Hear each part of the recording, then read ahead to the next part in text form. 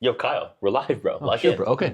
Welcome to the Uncommon Pursuit podcast, where we explore the mindset, habits, and stories that fuel uncommon lives. All right, bro. So let's tell them about how we kind of like started this podcast. Like, why did we start the podcast? What kind of inspired us? Mhm. Um, we can kind of talk to them about that just to get it started. Yeah, so it kind of started off with Kyle and I being on the same track team. We run for University of Colorado, Colorado Springs, and part of being on the track team, we have a program called Mountain Lion Strong, and in that program, it's all about athletes' mental health.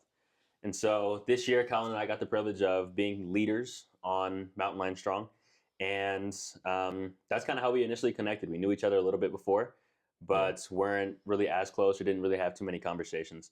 Gotcha. So, dude, after every meeting, we figured out actually that we like business. I don't know how we came about that, but we figured Yeah, I out think that just talking to each other yeah, talking after about our yeah, majors and every time after our meeting, we'd always like just talk to each other. Be like 30, 45 minutes actually. Like our actual meeting would only be like an hour long, and we'd be spending like 30, 45 minutes after just yapping about business exactly and just kind of like sharing our stories and our values. And then that's kind of how we really kind of started to form a really good connection with each other right. and then just inspire each other. And that's kind of like how we met. And then that's kind of the base for this podcast, I would say, is like over time, we just kind of realize that we both share the same values. We both really care about helping other people and putting other people before ourselves. We wanted to really kind of just inspire other people through our stories, inspire people to kind of just pursue kind of something greater, something better than just kind of being average. And both of us have kind of lived this life to where we've always kind of put in that extra work, put in the extra effort to kind of pursue an uncommon life, and that's kind of what has led us to where we're at right now. I'd say. Yeah. Would you say so? Like with entrepreneurship, with athletics, especially college athletics, it's like it's one of those things that not everyone can do, but Mhm. like by the work we put in and all that, like hard work definitely has got us to where we are, and we both Absolutely. kind of can share that same value. So For sure. And it's extremely valuable. One reason that I really enjoy like talking with you is because as entrepreneurs, like it's like we talked about, it's very rare, like yeah, especially like in school and like especially athlete entrepreneurs. Like you're the only other athlete entrepreneur I know, besides like Mike as well. But like for me, like I'd be doing fucking business like every single day. yeah, And so it was like I always wanted that network, or like somebody that I can talk to and like share ideas with, like somebody to like feed off of and like they can feed off me. And like that's why I think we connected so well. It's because like at least like in my opinion, there's like not many people that can like relate to kind of the journey we're on and the path yeah, we're on. And so, I mean, like our conversations would just go on, because there was exactly, so much to talk about, and it's still like that to this day, yeah, So, um, that's kind of how we started the podcast. Um, and yeah, Kyle came to me one day and was like, "Dude, you know what? I really want to start my brand." And I had like a little bit of experience with branding. I did like this 90-day YouTube challenge of posting every single day for 90 days, and we thought it'd be a great idea with our skills, our talents, and our experiences to just collab yeah. and get a podcast going to really help people. Exactly. And I feel like we both like once we started thinking about this idea of having a podcast, we both realized it was definitely outside of our comfort zone. Yeah. But that is something that like we both have kind of like pushed for in our lives, is Hmm. like just kind of pushing ourselves out of that comfort zone.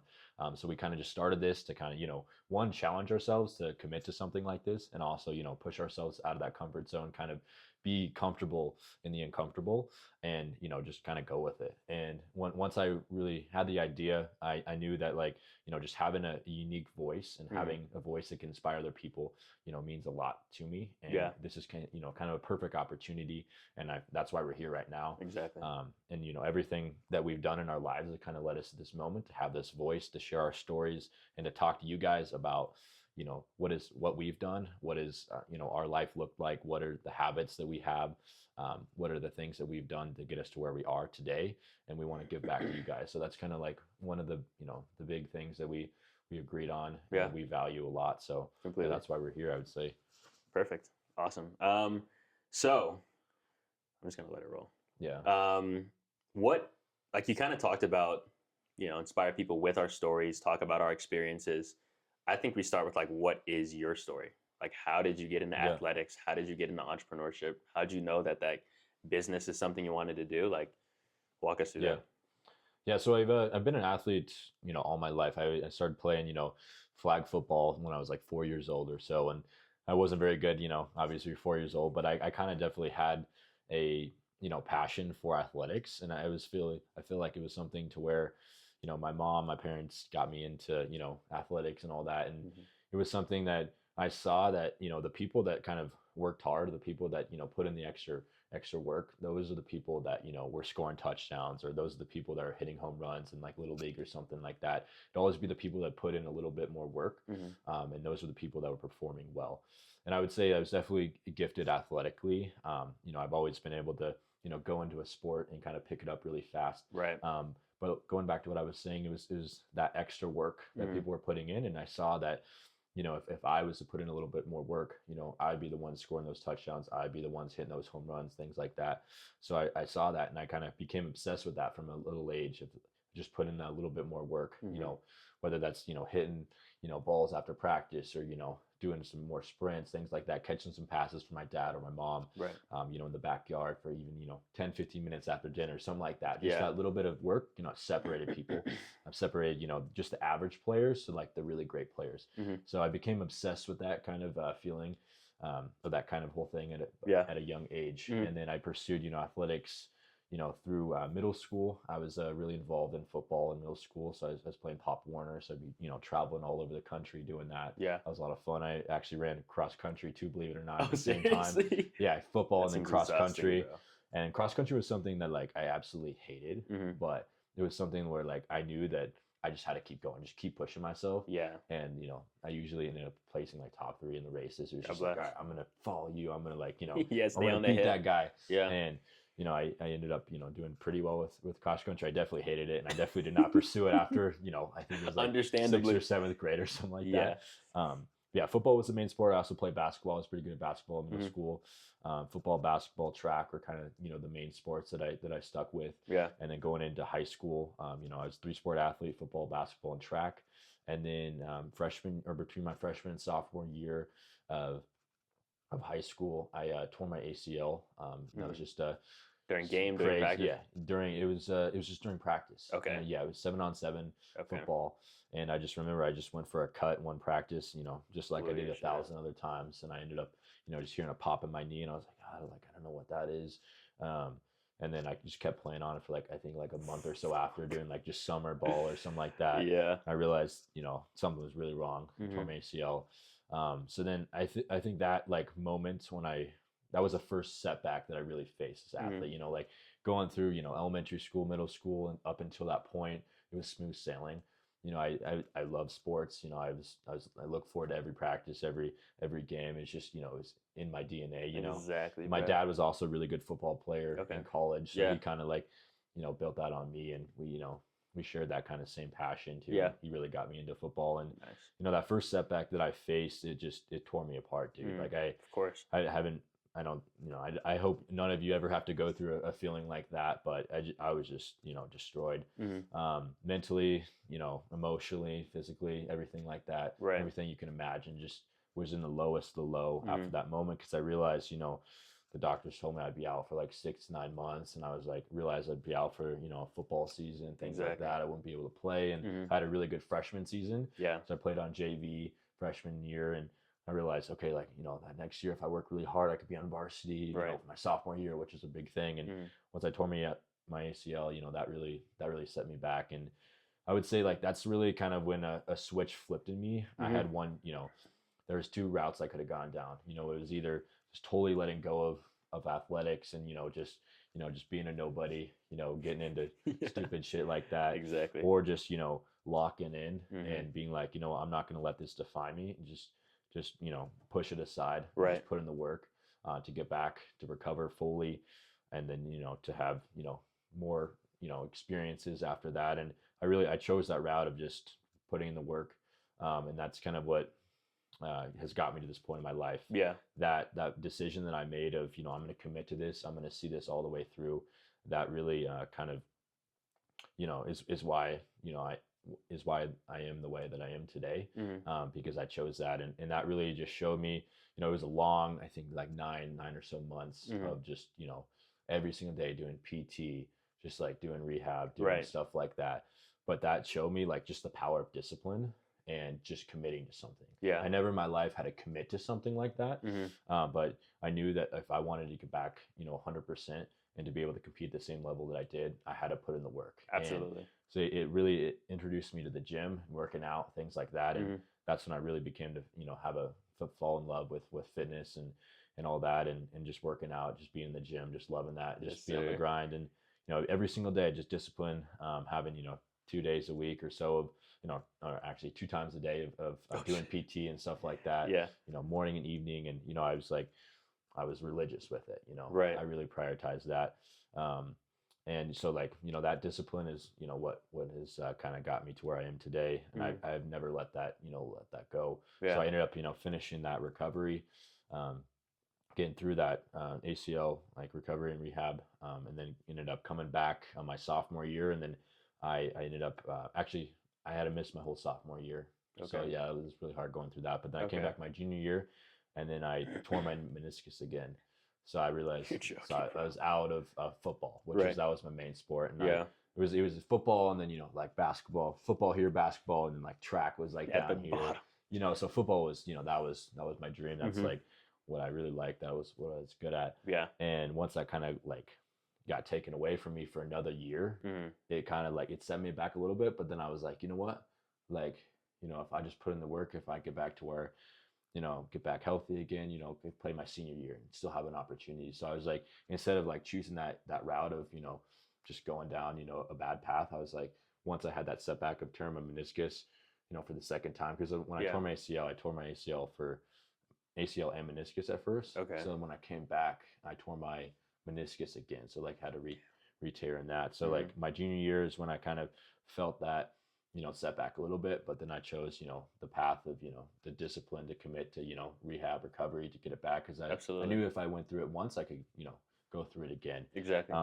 So I chose that path, and, I came back, for my senior season, and it was, probably the best season of my entire life. I ended up actually tearing my meniscus like halfway through again. No way. But I played through it. I was like, you know what, I'm just going to finish this out. Yeah. And, I knew kind of the cost or the, consequence of that. Yeah. But I was willing to kind of sacrifice that. I was like, you know what, I just want to have a good season. Of course. I tore it like, I think fourth or fifth game into the season. Wow. But yeah, I ended up having a great season. Nice. And, I'm really happy. It definitely was a big risk coming back. I knew kind of the consequences if I was to return my ACL or something, like, that's a whole thing that affects me for my whole life. But I was willing to like kind of, put my body on the line in a way. Yeah. And just, just see what I can do. And I really proved to myself that, through like hard work, consistency, and discipline, through all that stuff, I could, pretty much do anything. I knew that if I had to go through another ACL surgery, I could come back. I could do that. I wasn't scared of anything at that point. So I think that's really kind of helped me out. Just knowing that. I realized that after that whole process of going through all those injuries, I knew I could get through anything in life. Of course. I went through the lowest of low, and that really kind of showed me, just the value of discipline, really. Yeah. It was just like, it was something that I've never experienced before in my life. I went through a lot of setbacks in high school, with those 3, knee surgeries and things like that. But yeah, that's my story as far as athletics go. And then I really started to, so football, senior year, I played football. Like I said, I had that good season of football, and I played tight end and a middle linebacker, and those were my positions. Yeah. And, I love that. I started out high school playing running back, and I transitioned to tight end. Nice. And tight end was a lot of fun. And then I picked up throwing my junior year, actually, because after I had a few of those surgeries, I realized that, throwing was something that I could do that was probably, low injury, low risk, things that are, like not a high chance injury, something like that. So I realized that, it would be something I could pick up. And I was a triple jumper my freshman year. Okay. And I think that's actually what kind of led me to tear my ACL, because I had terrible form. Oh, dude. Really and triple jump anyways. It's so much pressure on the legs. I'm looking at these kids like, I don't know how you put your exactly, bro. So I just jumped all the time. I had no idea what I was doing. Yeah. And I just, my coaches were like, yeah, you're jumping good. Like, just keep jumping, kind of thing. Like, I was jumping like 4 times a week or so. And then I think that just kind of that might be too much. Yeah, exactly. So then I triple jumper, and then junior I switched to throwing, and I kind of just had this natural kind of feel for it. Mm-hmm. And my grandpa was actually a really, really good thrower in college and in high school as well. He was throwing like 49 feet or something in the shot put, which in high school back in the day, which is like really good. Yeah. Sorry for people that don't know shot put. That's pretty legit for high school. Facts. But yeah, so he was really good. Yeah. I was in like, I don't know, 1960s or something like that. So he actually got me into like throwing a little bit. Once I picked it up, he was like, wow, that's awesome. You're doing throwing. Like, let me show you a few things. So like we'd go to the park like on Sundays and things like that. And like he got me into throwing, taught me a few things, like kind of gave me a foundation for it. And then from there, I kind of just picked it up a little bit more. And like I said, I had a natural feel for discus at least. Yeah. It just kind of just made sense in my head. I could, release it well. And like that's the biggest thing for discus. So junior year, I picked up, it was discus. And then I ended up having a decent year. Just my first year, I made it to state and all that. I didn't place at state or whatever, but it was something that like, it kind of, that whole season just kind of made me fall in love with the sport a little bit. Yeah. Because I started off, not throwing that well, but then over time I kind of just getting better. I got better, and I could see kind of the results kind of spoke for themselves. And, I became obsessed with that feeling of like I could throw a little bit farther, like if I just do these few things, like technically if I put in a little bit more work, kind of going back to what I was saying earlier, right, then that would kind of get me even farther. So those little kind of tweaks and all that, I became obsessed with that. Yes, sir. And that kind of led me to keep on throwing between my junior and my senior year over summer and stuff. I would I hired a private coach. I go up. It was actually in Denver, so I go up a few times a week, and I would get some private lessons in, and really started to understand the sport instead of just have a basic understanding. I was like understand the physics behind it and everything like that. Right. And then, just kept getting better and better. And, I had those like kind of newbie gains in the beginning. You pick something up and you get a lot better. Huge. Yeah. It was, I picked that up and I got a lot better at that. Yeah. Kind of over that summer. And then going into my senior year of throwing, this was like after my football season, I ended up, first couple meets, like I threw a lot farther than my junior year. Nice. So all that work I put in definitely showed. And then I kind of just, kept building on my senior year, and then ended up hitting a mark that passed it was like, I don't know, like second all time in school history or something like that. Okay, nice. And I was like super close to school record in my high school. Yeah. But for me, I was like, that was the biggest thing, because I started throwing like, I don't know, I was throwing like 100 feet or so in discus. Yeah. And then like I Seems think fire. my last year my best mark my senior year was like 159. So that was a really big thing for me. Humongous PR. It was like that big jump. So like, from there, like, and I think 150 was like the recruiting standard for UCCS. Okay. So, and you knew that? Were you already looking at UCCS? I actually wasn't aware of UCCS at all. Like, I had no idea that they even had a track program. And so I was like, oh, like I remember one meet I hit like 154. Like I was like, wow, that was a good throw. I felt good. I started like, click things like started to click and like, made sense, and like, 154, then 159, and like made it to state and all that. Nice. Senior year. But yeah, it was something that like I had no idea UCCS even existed until like my private coach was like, oh, like UCCS is a track and field team, like you're in the Springs, like, because I went to Air Academy High School, so it's like right on the Air Force Base. So like UCCS was like 20 minutes away or something like that. Yeah. So he was like, yeah, you should like check out UCCS. I was like, okay, like I'll check it out.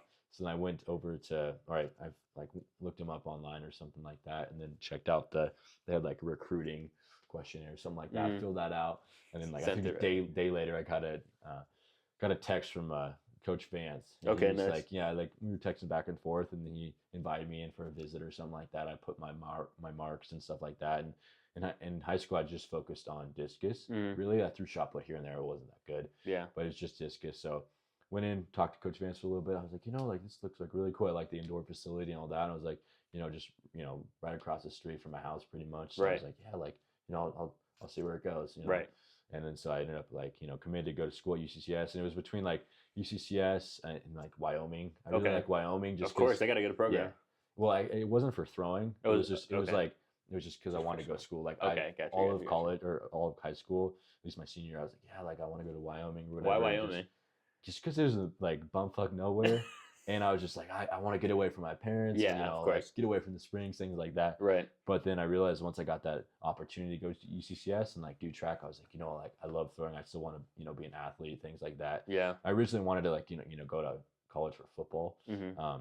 But then, through all those injuries, like I realized it probably wasn't the best decision to, Yeah. keep on playing and kind of like close that door in football. But, that sport taught me like so much. And like, I'm so grateful for all those, setbacks I actually face, all the injuries I have.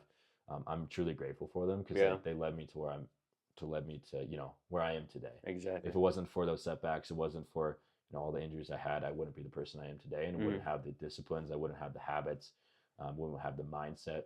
Yeah. If it wasn't for those. So like looking back, like, I would go through that 10 times out of 10. But yeah, anyway, so the whole thing with UCCS, I was like, yeah, I'll go to UCCS. Like, I picked that up, and then I went to, started my freshman year, whatever, and I was throwing, heavier implements. So it was like, the shot put was 16 pounds instead of 12 pounds. The discus was like, instead of a 1.6K or kilogram, it was a 2K. So like 2 kilogram around like 4 pounds or something like that. So it was significantly bigger, significantly heavier. Right. And people think that that's not a lot, but that is like, it's a pretty big jump, you know, like even 4 pounds, like exactly. That's a lot. No, yeah, it's definitely 4 pounds. And like, I wasn't that good at shot put, so it felt like a freaking cannonball. I was like, man, like, what am I doing here? Like, at first I was just completely crap. Like, of course. I was like, oh, man, I don't belong here. Like, I don't know what I'm doing. Like, no, because I just was throwing was still pretty like raw or still pretty like new to it. I was only did it for 2 years in high school. I was like, so like I liked it, but I didn't know if I really liked it, enough to like, practice 3 hours a day at it, pretty much all year round. Like I didn't know if I was that, committed to it. And at first, after a few months of, college, I just sucked ass. Like it was bad. Like shot put was going like 30 feet, like discus. I was like, man, like I thought I was good at this, and then it's going nowhere.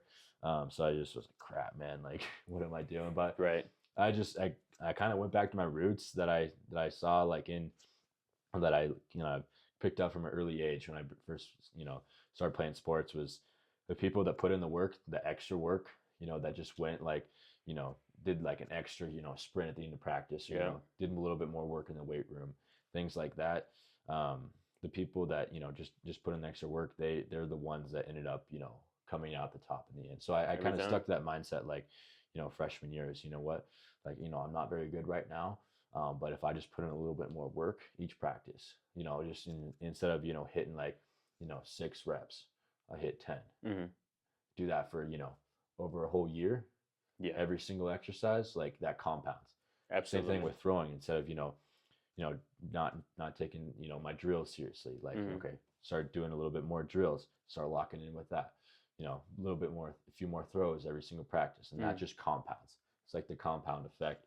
And just over that whole season, I really started to see kind of that progress when I just put in a little bit more work each time, or each practice. And I started seeing my marks go up a little bit. I started to see my throws were improving a little bit, or like I throws marks, same thing. But my weight room numbers were getting up there a little bit more, just a little bit, like 5-10 pounds. I was like, oh man, like I feel stronger, I'm getting a little bit bigger, I'm feeling a little bit farther, and like I love that. That was such a good feeling. I was like, you know what, I can commit to this, I can stick to this. And I stuck to just putting in a little bit more work. Like I saw there's people that were just they did the bare minimum of practice, and they were better than me. But I realized that over time, if I just do a little bit more than them, I'm gonna eventually be better than them. And so I was just like, I trusted that. I just trusted the process all the way through with throwing. And I realized that it was a sport that, I do a little bit more and it's going to show. It might not show tomorrow, but it's going to show in a few years. So yeah, ended up freshman year, I ended up having a decent year in discus. Shot put was, it was okay, but I still like pretty new to it. Ended up placing like 4th in like RMAT conference freshman year. Bro, And then sophomore year, just kept training through, kept putting in a little bit more work, and it was just, I've always kind of been like that, just do a little bit more, whether that's, instead of working out 4 times a week, 5 times a week, just do, I've just always had that mindset, just do a little bit more. Such a beautiful mindset to have, though, and that's, just how I've always been. I learned that, I guess, from an early age, and I also learned that a lot during, when I had that ACL, stuff that I was going through with all that recovery and rehab, is just do a little bit more. Instead of like, each time, doctor would tell me, you're looking pretty good. And I was just like, okay. Like, when can I come back? He's like, well, if you keep it up, like, it'll be 2 months or something like that. And I was like, all right, let's see if I can make it a month. and Yeah. not being like, not trying to rush that, Uh-huh. but just knowing that, okay, I put in a little bit more work, get a little bit stronger, and Exactly. you Get know faster that's going to results. go faster results. Mhm. So I applied that whole concept I learned Yep. to, you know, to throwing, and you know that is a beautiful thing. So sophomore year, I ended up, actually it was a pretty down year for Mhm. throwing. I was supposed to score, I think, like 10 points and win conference, Mhm. but I ended up not scoring anything, Did you scratch and or what I happened? just scratched. I Okay. just scratched out. So you know, I was going in conference ranked first, No and I was just like, way, bro. you know, I just completely like sold. Shit the bed, bro. It And happens. that was one of like, that was another really hard moment in my life, a really Mhm. big setback, because I knew I put so much work in for that. I trained so hard over the summer, like, you know, trained through the season, you know, felt really good about Mhm. that, Yeah. and had a decent season. And then I just ended up, you know, just completely shitting the bed at conference. Yeah. And you know, that's like the big thing. You got to be able to perform Exactly. at conference. That's all the coaches care about, pretty much. Exactly, bro. So I was just like, man, like, and I kind of went back to that same mindset I had when I tore my ACL. Mhm. Like I had, you know, two paths to go down. It was either, you know, the path of like, you know, quitting, like being like, you know, fuck this sport, like, Right, you know, I bro. hate this, like, you know, because you put in so much work and you get 3 throws, and that determines like your whole year. Bro. So yeah, bro. So I just, it took me a few weeks to kind of recover from that, and of, you know, of course I know who I am. I know I'm not gonna, you know, quit or anything like that. I've never been like that. Of course. I've never been able to quit anything really. Mhm. Like when I commit to something, like I've always, you know, this was 2 years in, sophomore year. I was like, you know, I'm going for it. Absolutely. There's no way I All can in. fucking quit. So I stuck with it. I was like, you know what? I'm gonna come back and I'm gonna, you know, prove them. I'm gonna be undeniable. That was my whole mindset. Nice. Like between my sophomore and junior years, just be undeniable. Yeah. Like I was like, I don't give a shit like about anything else. I'm like, you know, I'm gonna put in the work. I'm gonna, you know, do the extra work, and you know, that's gonna, you know, that's gonna show for itself. That's gonna speak Absolutely. for itself. So, you know, kind of doing that, and you use that kind of like, you know, that feeling as like fuel. Mhm. And I ended up actually a few weeks after that conference, I ended up like setting the school record in Nice, discus. So my sophomore year, I kind of like, I reset. I was like, you know what, like let's just, you know, another opportunity. Let's go. Yeah. And so the first one was indoor conference. This is outdoor conference you're This talking was, about. sorry. So this was like outdoor conference originally. Okay. So indoor conference, this for shot put, I didn't do that well. Okay. Shot put just wasn't my thing. Yeah. But yeah. So then it was outdoor conference that I completely shit the bed. Oh, okay. Yeah. But then 2 weeks after that, I got another opportunity to go to like Nice. Carney or that. I see, right? Like the last chance meets. Yeah, the last chance meet. So Okay. I went to there, and then that last chance meet is when I set the school record. I was just like, That's awesome. you know, I was kind of pissed off, and like, like, why couldn't I that kind of went into that throw, like, Right. you know, because scratching at a conference, you know, was kind of a big thing. But so Yeah. I ended up doing that. So it kind of like ended my season on a high note, but I was still pissed off because of conference, Yeah. scholarship stuff, Of course. and all that. But yeah, use that as fuel to kind of push me through sophomore year into my junior year. Mhm. And I would say junior year was a big breakout year for me. You killed it last yeah. year, bro. That's incredible. Bro, and I feel like a lot of that, Dr. Kirby, Mountain Lion Really? Strong, I Okay. started working with her a lot. Nice. Like Before just you even locking joined in- Mountain Lion Strong? Yeah, before I even Okay. joined, like just locking in my mental skills, because I Mhm. realized like how big, like, you know, the mental thing or mental side of the sport was. Yeah. And like, you know, like I realized, okay, I put in all this work, I trained my ass off, I did all this, but I wasn't locked in mentally. Like I Mhm. just like, you know, I would beat myself up, I would overthink, I would just, you know, just get in my head. Right. I realized that in order to like, you know, accomplish my goals and get to where I wanted to go, I couldn't do that. I had to get the mental game up. So I realized bro. that it was a big opportunity. And I was, you know, when I got to know Dr. Kirby and know a little bit about like what she does, Mhm. she just helped me out tremendously. Yeah. So I, you know, started having meetings with her, and just gave me a lot of confidence. She told me about journaling. She really like, I never took any of that shit seriously. Of course, like, I was yeah. just like, you know, that whole stuff, like just lock in, just throw farther, just do better. So I Mhm. didn't take any of that seriously. But when I really started to lock in the mental side of things, it was Yeah. just like being more mindful, being present, just like being more grateful, just enjoying the moment, like the present moment, and just every single like practice, just focusing on that. Right. You know, just like you know, the opportunity I have to compete, the opportunity I have to practice, like that is just such a blessing. Exactly. And once I really started shifting my mindset of just being grateful instead of just, you know, just trying to throw farther, just go farther, just trying to push and never be satisfied. Mhm. Like that's kind of like, that's what really kind of helped me out. So I dialed that in. I started journaling, working on like mindfulness techniques and Yeah. things like that, meditation, breathing techniques, all that. And that really kind of unlocked a whole new thing for me with, just being an athlete. And that kind of, like I said, I had a breakout year, and I would attribute like, probably 95% of that to just that whole mental side of things. I really got the mental side of things up. Yeah. And I, combined the physical and mental side. Right.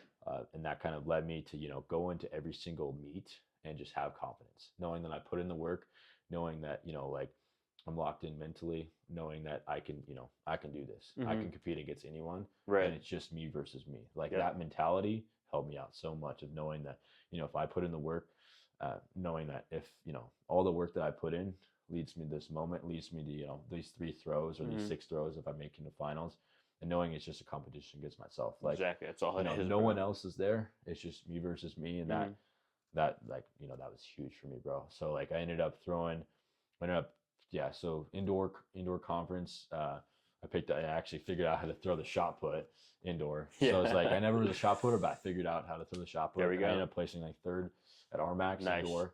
And then outdoor, I ended up placing 1st in discus. Let's go. So, sophomore year, I was ranked 1st. I got 0 points. And then I actually ended up, being able to lock in. Blowing it out the water. And, get first my junior year in discus. And that was a big thing for me because, I proved myself that, I could do it. And that was one big thing. Like I always had that just kind of, I guess you could say, just in my past, I'd always kind of choke under those, those big moments of those, a lot of pressure. I'd always be fine at other meets, but like, a big meet like state or a big meet like conference, things like that, I just fold under pressure. And it was right. I got in my head, bro. I wasn't locked in mentally. But then once I built that skill, and it's truly a skill, and you work on it all the time. Yep. I went into that meet just fully confident. I was like, you know what, I could do this. Like, there's no one stopping me. It's me versus me. I'm gonna get good mark out there. I'm gonna win. And I knew I had full confidence going into it. Yeah. I would do that. So I ended up winning discus and then placing 2nd in shot put. Nice. So that was a huge thing for me because I got my shot put up, and then I ended up like, breaking the school record in shot put. Yeah. For indoor shot put my junior year, and then also outdoor shot put. And this is like a big thing. Like I was not a shot putter at all. So for me to pick up the shot put and have confidence to shot put, that was a huge thing. So I went from like, not scoring any points in shot put like freshman and sophomore year to now, placing 2nd and 3rd and all that, and then breaking the school record, and also like breaking the school record again in discus. Yeah. Every meet. Every meet, bro. I just like, because it was me versus me. Right. Like that whole time, like every single meet, I was like, you know what? I can throw a little bit farther. I'm gonna work on this one little thing in my technique, and I'm gonna drill the shit out of it until I, nail it down. Exactly. Knowing that if I do this little thing, I'm gonna throw a little bit farther. Yep. I throw a little bit farther, I'm gonna do a little bit more. I'm gonna put a little bit more work. So every meet, it was just, I just wanted to raise the bar, and I knew I could, and I had confidence every single meet because I was locked in mentally. Yeah. I was working with Dr. Kirby. I was, doing my journaling, meditating, all those things that I never took for shit. I didn't care about them at all. Never took them seriously. I started doing those, and that just really like, changed my whole perspective. So that kind of led me to, those consistent performances, led me, to break the school record in shot put and discus, led me to, get good enough throws to actually go to nationals. Yeah. So, nationals the top like 20 in the country for outdoor, and I qualified in discus and shot put. Yeah. So I went from, not even being close to, nationals or anything like that my freshman and sophomore year to junior year, just like, being top 20 in the country. Yeah. And, I'd attribute that all to just, the work that I put in from ever since I got in, just doing a little bit more work each time, like the compound effect. Yeah. And also locking in mentally, combining the physical and mental side of things. Yep. And that kind of led me, to where I am today. And now, I'm going into my senior year of throwing. Yeah. And, the same thing, the same mindset, everything that I've been doing, I'm applying it to this year and just, giving it everything I got for my last year. That's all you can do. So yeah, I'm super pumped about that. Got a first meet here in like 2 weeks or so. Yes, bro. So getting ready. Feeling good? Yeah, bro. That's going to be awesome. I'm looking forward to that. I feel really good about my technique right now. Good. And everything I've been doing. And, I'm just excited to, kind of let it all go my last year and just leave it all out there and, just go in with no regrets, Exactly. Just showing them what I'm about. And just trying to have some fun with it, bro. I feel like that's a big thing in life. Just like humongous. You gotta just be grateful, like not take things for granted, and just have fun. Yeah. Like it's like we live in a beautiful city. You know, I'm able to, you know, throw a freaking ball around in a circle and get you know get paid for it, Yeah. and just have the opportunity to compete, bro. There's nothing like it. So I'm just really going into this season with that mindset of just being grateful, just trying to have fun, enjoy every single little moment, and just be a leader. Like be there for my teammates, and you know, kind of give back in a way. Like I want to give back. You know, I want to help people out, put others before myself, and you know that's who I am. That's a big value of mine, is doing that. So that's my goal this year. Is just, you know, help my teammates out in every way, and just inspire them like through my success. Like you know, they see me doing well, that inspires them, you know, to want to, or motivates them to, you know, throw farther, run faster, jump farther, all those things. Like my success, you know, can motivate people, and then also, you know, I can help people out in every way and kind of show them, you know, kind of what worked for me in a way, and that's a little bit of work. So it's like I let the work, you know, talk for me. It's like let the results, you know, speak for themselves, kind of thing. And you know, I'm not the, you know, loudest voice on the team, you would say, but I'm always going to be someone that, you know, that puts in the work no matter what.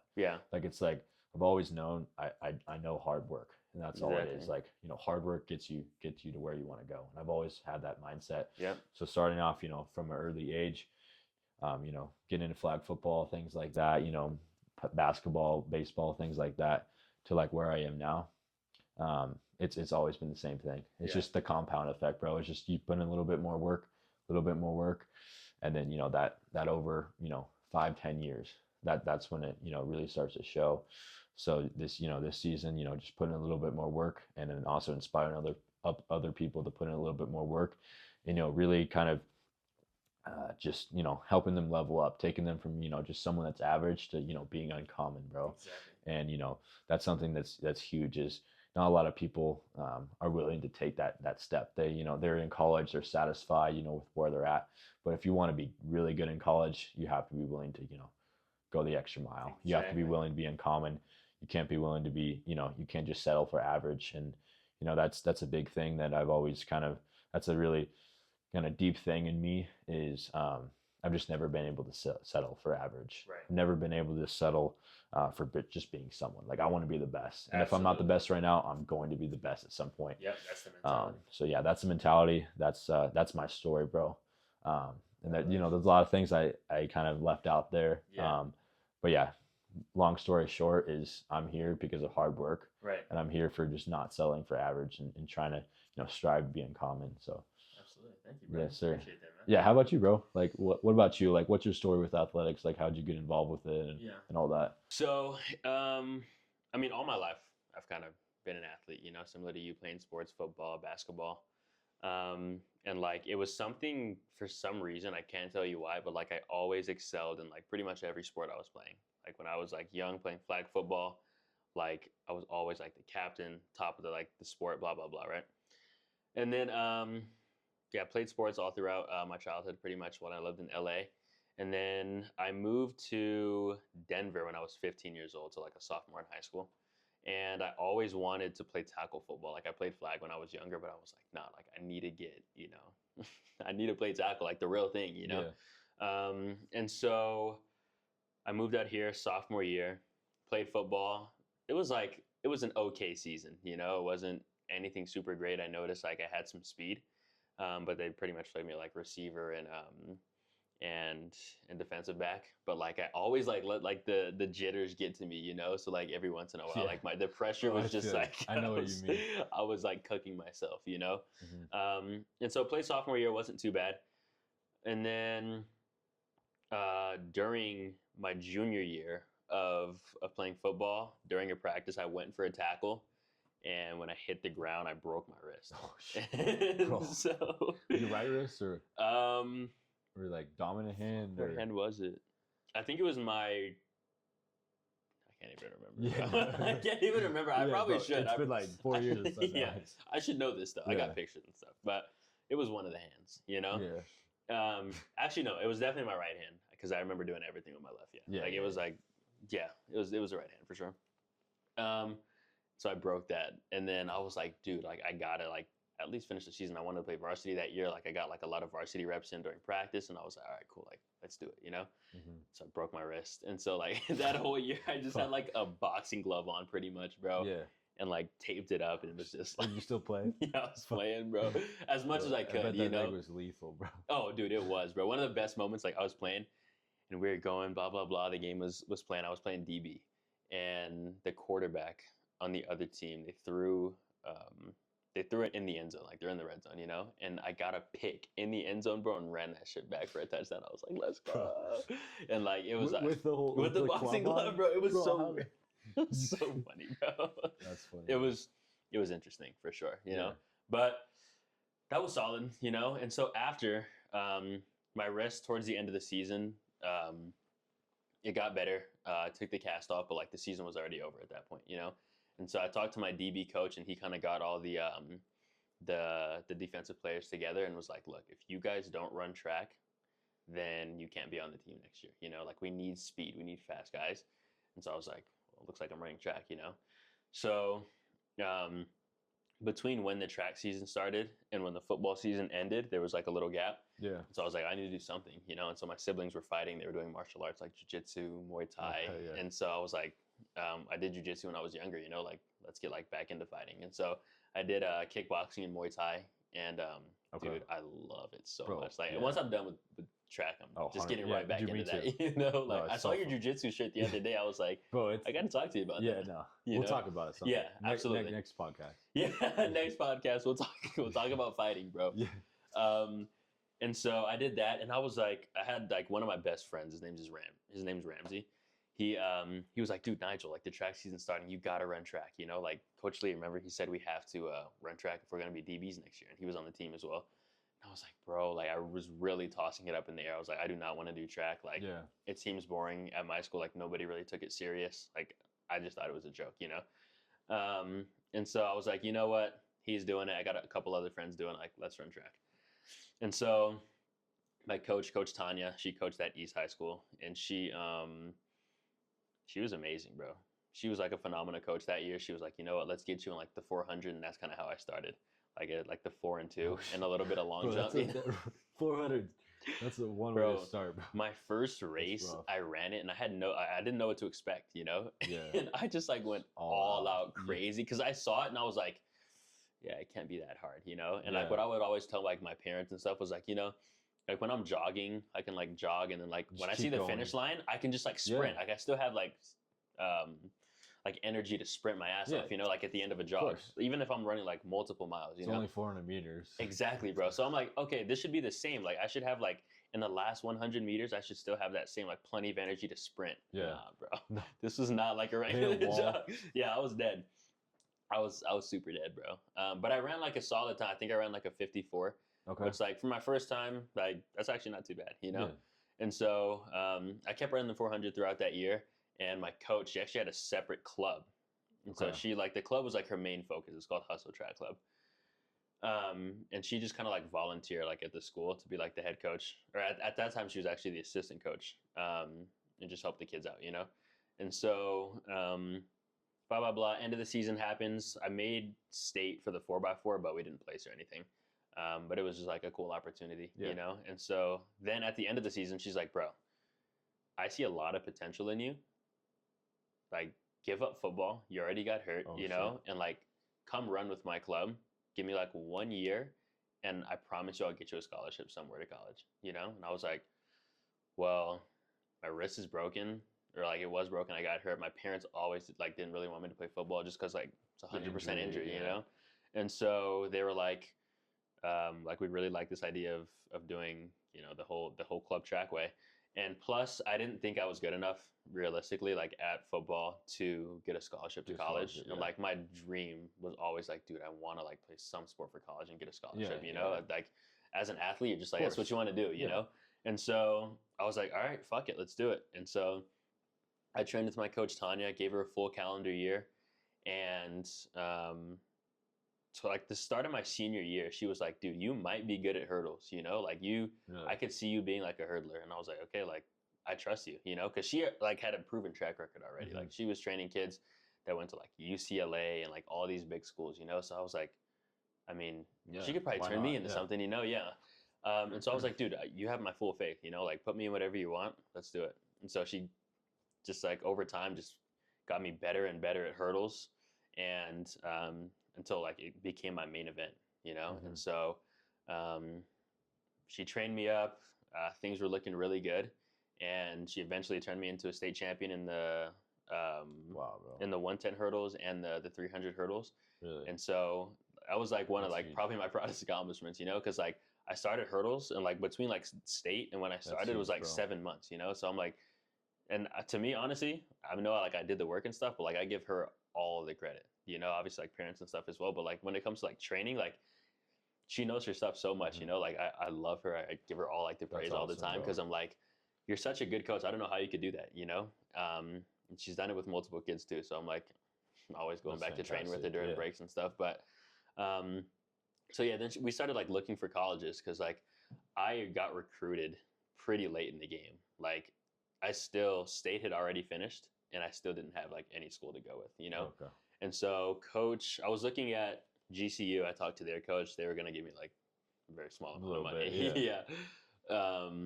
And then I was looking at a couple other schools. I was talking actually to Adam State as well. Bro, they were meat riding, bro. They were like, bro, we'll give you a full ride. Oh yeah. But I didn't want to go there. Yeah, I was like, I don't want to go there. Yeah. And so, so I think Fellows texted me first and was like, yo, we're at UCCS, blah blah blah. Like we're interested. We'd love to have like a recruit meeting. I was like, all right, awesome. I didn't really know about UCCS, and so I talked to my coach Tanya, and she was like, dude, like they develop their athletes really well. Like if you really want to go to a school and get better, like go there. And I was like, let's give them a shot. So I went to the recruit meeting, and I enjoyed it. It was a good school. It was like the only recruit meeting I really went on because like I'm not gonna drive all the way to Alamos. Like, there's nothing to see there anyway. Bro. Exactly, bro. Like fast forward, I went to Alamosa later, like with my family. I go like to the dunes and this alligator thing, and those are like the only two cool things to do, bro. Like Gatorland or it's actually kind of sick, bro. But those are like the only two things. We went to this like that's all this restaurant, and it was garbage.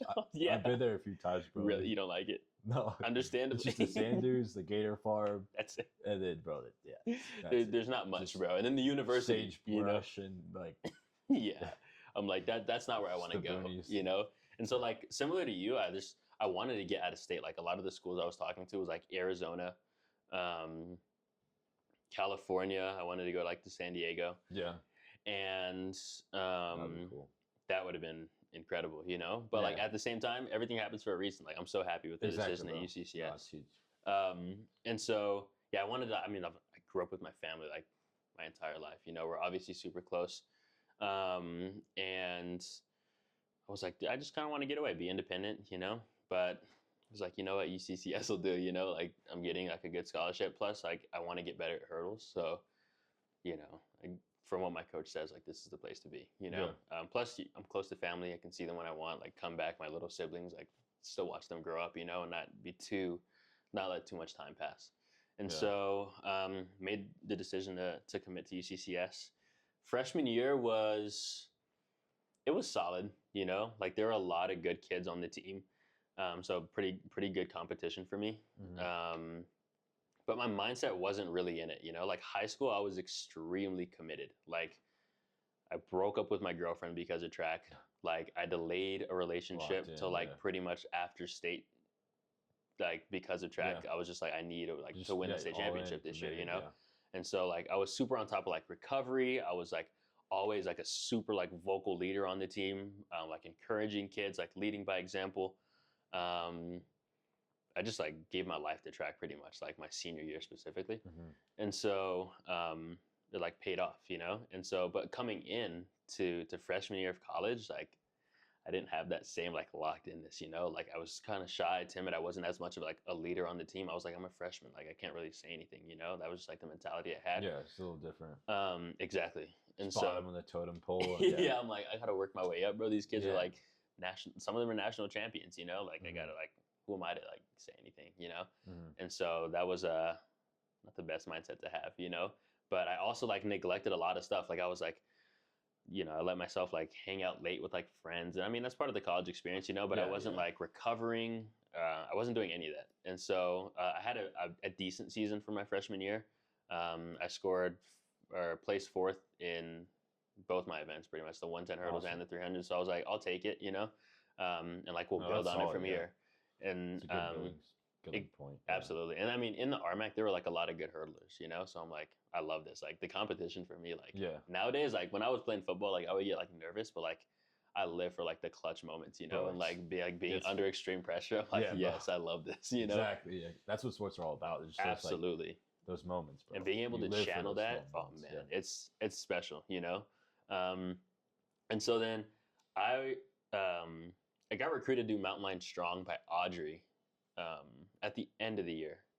And so she was like, I think you'd be great. Like we're having our end of season meeting. I'd love like for you to pull up and just kind of see how things are going, check it out, and love for you to join next year. And I was like, I'll at least show up, And I was also going through like a lot of, let's just say down times, like I've never experienced like with like relationships, like in track and burnout. Like I was in the worst mental place that like I had been in, I'd say probably like my entire life, and like I wasn't talking to family about it. I was kind of just like in my room doing my own thing. And I was just in a really bad place mentally. And so I was like, all right, cool. Like I'll join Mountain Lion Strong. You talk about mental health. Like I could really use a lot of that right now. And so I joined, and I do need to get into journaling because I've heard a lot of great things about it from like you and a lot of the other guys on the team. But I didn't, even at that point, I didn't really get into it. But then leading into sophomore year, that summer, I went back to Denver to train with my track club. And I mean, I was just working my ass off. I was like, you know what? Freshman year was like, okay, but I have to just be better. I have to step everything up when it comes to like recovery, how much I train, the intensity I bring. And so I went back and I was like, what is it that brought me success in the first place? Because like I hear like this quote a lot is like success leaves clues, and like for me, like I left myself my own clues. Like when I performed the best, like what was I doing leading up to that? Like how did I behave in practice? What was I doing after practice? What were my relationships structured like, And so I was like, I need to do all this for my sophomore year because I'm like, I could be here and just like, still get like some scholarship money, all this stuff. Yeah, exactly. Plus, I like negotiated my contract with the coaches and like I was able to get a little more, but they were like, yo, like you better really bring your shit, And I was like, yeah, absolutely. Like I wouldn't ask for it if I wasn't going to bring it, But I had a little bit of that pressure as well, which I think was healthy for me, And so, yeah, that summer I was training my ass off, and then come sophomore year, that's when I like really brought everything, during our like 6 weeks of hell, I was like that leader again on the team. I like brought everybody up. I was super vocal, and I tried to make everybody feel seen, and like I just wanted to be that guy that I was in high school. And so my parents got me a set of recovery boots, which like I always used in high school, and so I was using those like every day after practice. And so like I was feeling good, my body was super healthy. I didn't have any injuries, and so I was like let's do it, Indoor season, like super good, set PRs, like times that I never thought I would hit before. And so that was really good. I scored second in conference. I was really hoping to win, but like, no, dude, that's huge. Yeah, so as a sophomore, that's big. Thank you, bro. It was. I was really excited about it, and so it's like, okay, like let's just build on top of that going into outdoor season. And so outdoor was completely different, because like starting indoor season, like I said, my body was healthy. I felt fantastic. And then the transition, we had a group of kids go to nationals. And so I like just barely missed the spot by like 1 or 2 kids, bro. And I was like, no. Dude, that's the worst. But it's part of the process. I was there like last year. Really? With, indoor. You just shot put, barely missed it, bro. Right, like 1 or 2 out. Isn't that the worst? It's the worst. Is there a conversion for shot put like with the throws? No, I don't think there's a conversion. It's just literally like if you hit this mark, you go in. So like I was just like bro, just right there, bro. Yeah, bro. And you probably know you could have hit it. 100%. Like I hit it so many times in practice. So yeah. Why couldn't I make it connect? That's the thing, bro. Yeah. Sometimes in practice you're like, bro, I'm feeling so great, and then you bring it to competition and it's like, what's going on? It's just the beauty of the sport though. I feel like it goes for you as well. Like it's just it doesn't matter what you do in practice. It doesn't matter like what you do anywhere else. It's just like in that moment who's the best. Exactly. And like sometimes you're the best, sometimes you're not. Yeah. But it's just that's the beauty of the sport. Genuinely, like, bro. because that moment, that's where champions are made. So Yeah, absolutely. It's so true. It's like you got to be clutch, yeah, pretty much. You got to be able to show up when the situation asks for it.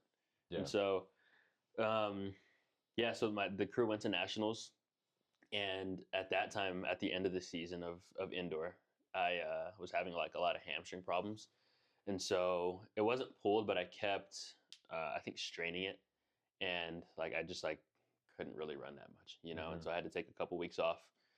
Like going into outdoor, I like slowly was like getting healthy. Slowly was getting healthy. Was doing like 400 hurdle practices. Did a couple races, and then I think midway through the season, like my hamstring just like gave out again, and so pretty much that whole outdoor season was just like riddled with like injury, pretty much, yeah. And I was expecting like coming off an indoor with like having such good marks. Yeah. I was like, dude, outdoor is gonna be incredible. I'm gonna go like sub 14, get in the 13s, like Just build, yeah. exactly, continue to build.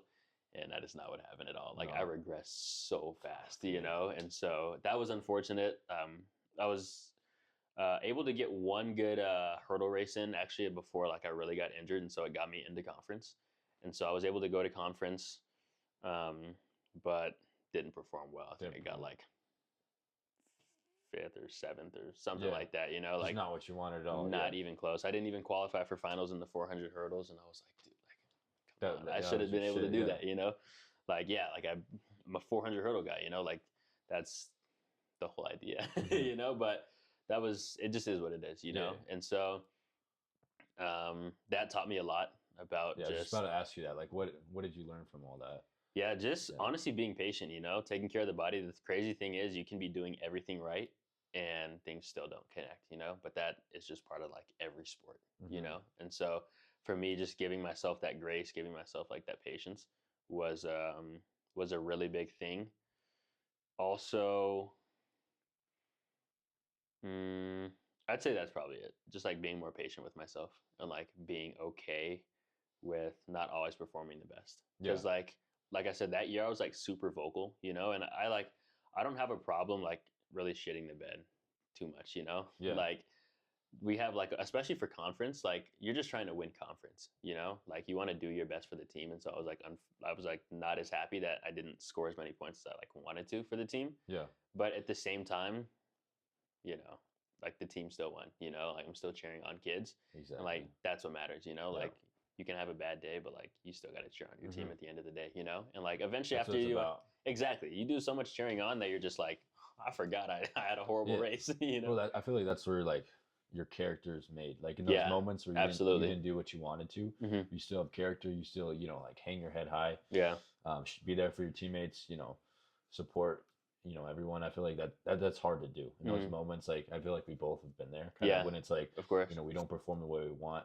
We don't get the results we want, but we still have to, keep our head high, have good character, be professional, be respectful. And it's so easy just to, be like, fuck this. Like, I don't want to be here. Like, just throw a tantrum. Like, exactly. Like that feeling when you like, you could do something, you don't get the results. Like say you lost or like, you didn't make nationals, you could have hit something. Like that is such a hard feeling. Yeah. But to still have like character in those moments, bro, like that goes a long way. Like sometimes I regret like, like having bad character over like a bad result. Like, that night when I'm going to bed, I'm just like, man, like why didn't I say that? Like, exactly, why didn't I shake the official's hand, or why didn't I do this? Like, I like think about that more than like my actual like performance. Result. So it's just like that's like those bad meets like that. They've taught me so much about character. Absolutely. And just holding my head high, like being there for my teammates, even when it's hard for me. And I feel like that goes a long way, especially like for being a leader. So yeah, and that's one thing like sports teaches you too, because like if you have good teammates and good people around you, then if you don't realize it yourself, they'll realize it and put you in your place. Like anytime I try to pride myself on just like having like a good attitude, and so like anytime I don't, like when I was younger, like my parents would get on me, my brother would get on me, like even nowadays, like my teammates will get on me if it's like dude, what's your problem, And so like I think having that like environment of like in that community of people that keep you accountable also like is so important, and you just like help each other grow in that, because you're right, like at the end of the day, it is one performance. Like one thing my coach would tell me in high school was like, if you look at like the wall, you know, like if you pick one tiny spot, like this practice or like more, she was talking like in a race context. She was like, this race is like one spot in your career, you know, of like a humongous wall, like big picture mindset. Yeah, exactly. So like, and I love how she just was like, she kept it real, you know, and she would like get in my ass if I like had like a mopey face after a race or anything. She was like, dude, like take your 5 minutes, but then like lock in and like go support your fucking team, you know? Exactly. And like I'll never forget that because like it's so It's true. hard, Like but who yeah. cares how you did, bro? Like you have a team to support, you know? It's not Like just about you. exactly. Yeah. And it's weird because like it is like an individual sport in a way if you're not doing a relay. But at the end of the day, like it really is a team sport more than anything. Like you're there for your team. Like you win as a team, you lose as a team. Exactly, bro. It's a team sport, you know. Yeah. And so yeah, that's kind of what I learned from sophomore year. Moving on to junior year, like this is for me my last year. Like I'm able to graduate like a semester early, and Okay. so if I were to compete next year, it would just be like the first two meets, you know, which is like the ones that are happening next week, or 2 weeks from now. And so I'm like that. Honestly, I don't see it being worth it. I'd rather like get in the gym, you know what I'm saying? Start lifting, start training, doing jujitsu, kickboxing, and stuff. And so this year I really just want to finish strong, you know. But obviously I'm injured, you know. Yeah. So, but who gives a fuck, right? I mean, who cares? Like you just get back and you get after it, you know. So that's kind of my story when it comes to athletics, how I found track, how I got to UCCS. So yeah. That's it. Oh yeah, that's a lot, man. Yeah, thank you for sharing that. I feel like there's a lot of lessons to be, learned and all that. And like still right now, you said you're injured and all that, and you're probably learning a lot right now. It's definitely not where you want to be. Right. But you're going through it. You're set back a little bit. But yeah. Like, bro, you're gonna prove them wrong. For sure. Come back, and that's gonna be fun to see, bro. I'm excited. Thank you, brother. I appreciate that. Outdoor season, that's what you're looking at right now, or probably like midway through indoor. Okay. I think so. All right. We'll get some meets in, you know, hopefully make the most of it. At least qualify for conference and then go from there. You know, thank you, man. Yeah. So now we've kind of covered athletics, how we got to UCCS, just our journey with injuries and setbacks, victories, all that stuff. So now I'm curious because this is a podcast for athletics and entrepreneurs, you know, in business and, you know, everything surrounding that. What was your story like when it came to business? How did you find business? You know, how did you know you wanted to be an entrepreneur? When did you first start your business? Like, kind of walk me through that whole journey. Yeah, bro. So, wow. Yeah, there's definitely a lot to cover here. But yeah, so it all started with, when I was young, and my dad's an entrepreneur. He's been very successful in real estate. So he pretty much introduced me to business. Yeah. I would go on listings with him, just, be in the back seat. He'd be telling me to stay, I'd be staying in the car, the back seat, and he would be, going and talking to clients and all that. And I would just go along with him. And he, exposed me to that whole world, just interacting with clients, being professional. I'd be shaking, people's hands when I was like 10 years old, stuff like that. So just tagging along with my dad. And I always like looked up to my dad. I was just like, we live in a nice house, like drives a nice car, like things like that. Like he's obviously like done well. But I when I was young, I was like, I didn't really understand exactly kind of about, anything really about money or about business. I was young, like, all I knew was, go to school and then, sports and things like that. That was my life. So then it wasn't until I started, get a little bit older, when I really started to, I started to ask my dad questions, just ask him about his business, ask him about, all these things. And that's when I really started to get exposed to it and kind of like fall in love with it in a way. Like when I realized that, okay, like, I could make a little bit of money, like, going and selling like flower seeds, like around my neighborhood. Yeah. Like, my dad had me do that dumb shit, bro. And I'll never forget that. He was like, I got this bucket of like flower seeds from Home Depot. Yeah. And I think I got them for like, I bought them for like $2 a pack. Yeah. And then my dad like helped me out with it. And like I was selling flower seeds for like $10. Oh, okay. So like each little pack was $10. Nice. And I said I would donate like $3 of it to like the homeless shelter. Nice. So that was my way to like get in. Like, exactly. Like this is a good, going to a good cause. Right. So people want to feel good about this purchase. Yeah. Exactly. So it's like, all right, selling like overpriced sunflower or overpriced flower seeds. But Hey, people will but buy it, it's bro. like, Is it really overpriced? but I started like put two and two together. I was like, all right, I bought these flower seeds, which my dad bought them. But I was like, for $2, $3 is going to the homeless shelter. So that's $5. So that means I'm making $5 off of every single pack I sell. So then I was like, all right, so I need to sell like, 10 of these, and that's $50. Right. I don't even know if I'm at this right, but that's just quick math. Yeah, But yeah, exactly. it was like, all right, I started like put the numbers in. Yeah. Like, I need to sell like, 20 of these for even more of these. So yeah, it's like exactly. things like that. And I started like kind of, become obsessed with it a little bit. So I Yeah. used to go and like knock on people's doors, like, oh, like I'm selling these flower seeds, whatever. That's kind of like what introduced me to like that face to face, like, communication, like face to face sales, like door to door sales, like honestly. Yeah. And that's like the hardest way to start. Oh, going absolutely. door to door. But it's one of the best My skills you dad can had get. me grinding that. He was like, me Yes. and my little brother, like we go like every Saturday, something like that. When people were like planting flowers and stuff, we'd be like, hey, like, like we're selling flowers and all that, and like flower seeds, like you want some, like they're $10 a pack or something like that, and they're going, we're gonna donate some of this to the homeless shelter. I think it was like the Springs Rescue Mission or something like that. Yeah. So then I realized that okay, instead of like going and like working for like $20 an hour or something, or 50. But at that time, I wasn't going to be able to make $20 an hour. It was more like 10. Instead of going and work for the next door neighbor, like doing yard work for $10 an hour, that I would have to work like 5 hours to make $50. Exactly. And then selling those stupid flower seeds, I only had to sell 10 of those. Right. Which some people bought like 20 at a time. Oh wow. Like there are some people bought like 5, 10, 20, like 30. Like people would like wow. They would it was kind of hot. Like yeah, exactly. People like started to definitely like pick it up, and like it was a pretty nice neighborhood. So people kind of wanted to support me as little mini entrepreneur, like whatever, and also like selling these flower seeds. So like right. People definitely like pitching a lot of money. Some of them were like, no, just keep the money. I don't want any flower seeds, whatever. But I realized that like I could make so much more money like doing this by myself and like selling these stupid flower seeds than going to work for the next door neighbor making $10 an hour. Absolutely. Like it was like I only had to make one sale, and that took me like less than 5 minutes in order to make more money than it for like an hour.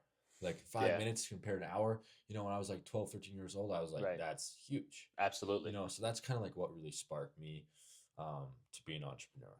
Like realizing the value of like like time and money, that whole thing. Exactly. Like okay, like because I was a kid, like I wanted to go screw around with my friends or whatever. I didn't want to like work or like do anything like that. But my dad always like he just like pushed it on me, like it's instilled in me as like you gotta like work for your money, like you gotta work hard. Like that was always a value in our household. And my mom was kind of the same way. Like it was like no things come easy. It was always like you work for your money. So I was like, okay, like I'm gonna work for my money, but I'm gonna like work less and make more. Exactly. And so that's kind of like what got me into everything. So it started with the stupid flower seeds, and then I would always be doing side jobs like shoveling snow, mowing grass, like just doing anything I could to make a little bit more money. But like besides all that too, it was always my dad always taught me the value of like saving money and like investing money, things like that. So my dad's a big role model as far as business goes. And then I just once you're in business, like and you're exposed to it, you just start to learn. You start to like just want to know more, like want to know more. Okay, like how can I make a little bit more money? How can I do this? How can I do that? And like once you're in, there's like kind of no going back. And I'm very like very grateful that my dad got me involved in that lifestyle at a young age. This is like absolutely middle school, like going into high school, things like that. I realized the value of like time and money. Like it was like I got my first job. Like he wanted me to work for someone at first, like a real job, to like understand the value of like time and money. So I was like, I got a job. I think my first job was like at Top Golf or something. Okay, that's like, actually not a bad job. Yeah, not a bad. It was pretty sick. I'd meet people. I was like a food server, so carrying around food and stuff. I worked with some cool people. Like, but I hated it because it was like, of course, like in high school, it was like I'd be working like 8 hours, like on a Saturday morning. I had football game that Friday night, so then like get home super late, and like 8 a.m. Saturday morning, work 8 hours. I was like, fuck this.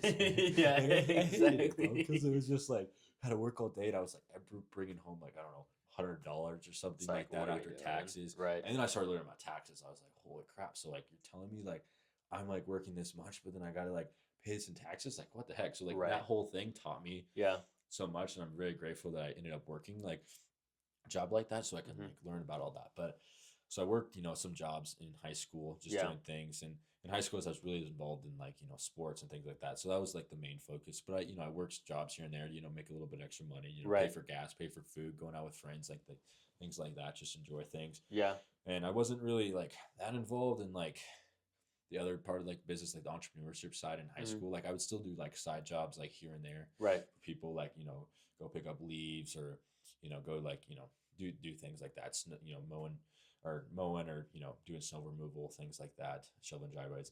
Do that here and there. Yeah. But I was, I had worked, part time, and then, went to School practice, like all, that whole thing. So that took up so much of my time. And during the Absolutely. summer, we'd be traveling a little bit, or I'd still be working in the summer, but Exactly. it was always like not that much, like just kind of like part time. Mhm. So that's kind of like how high school went. Mhm. And I was involved in like business classes. Like I was in DECA. That was super Nice. cool. Yeah. And like I was actually pretty good at DECA. I was like the vice president Nice, of bro. the DECA club at our school, which was really big. It was like over 100 people or so. And I'll never forget my Wow. DECA teacher. Her name was Allie Johnson. Yeah. And there's no better person in this world. Wow. Like as far as a good role model for business, I would say my dad, and then her. Like she's Yeah. next. Like That's she awesome, bro. very successful entrepreneur, very Mhm. successful businesswoman. And she kind of all of her classes I took in high school, like they really inspired me. Yeah. To pursue, a career in business, or to pursue, a degree in business once I got to Nice. college. I love that. I found out I was pretty good with the whole like DECA thing, like doing the role plays, like things like that. Mhm. My category was like marketing, something like that, Nice. and like I think sports, something like that, sports Right. marketing or something like that. And so I did DECA like for few years in high school. I was Nice. pretty good at that, like I said. So that kind of like exposed me to business. Like my dad kind of exposed me at a young age, and then Mhm. also doing DECA and things like that in high school Right. exposed it to me even more. And then I had my friends in it, and I talked to them Nice. about stuff. Uh, And I realized, okay, like yes, I'm learning all this, but like I'm not really making any money right now. Like Yeah. I'm not applying it. Mhm. So then it wasn't until I started getting into college a little bit more, and I realized that I had not a lot of time to work, because my number one priority was athletics. Exactly. Athletics, honestly, and then school. Of course, yeah, bro. exactly. Athletic school. I'm Was with you on not that. a lot of time, but I was like, okay, like I still need to be making money. Yeah. I still gotta pay insurance. I still gotta pay rent. Right. All my expenses went up tremendously because I moved out of my house, Mhm. my parents' house in college. I got like a place with some roommates and stuff. So paying for rent, like paying for insurance, like all this shit, like just started piling up. And like I just see my bank account just draining, like no money coming in. Yeah. So I realized like, okay, I don't have a lot of time, but like I need to make, I still need to make money. So Mhm. like I realized that like getting a job wasn't that feasible. It wasn't like getting a part-time job. I wasn't willing to like do that. Yeah.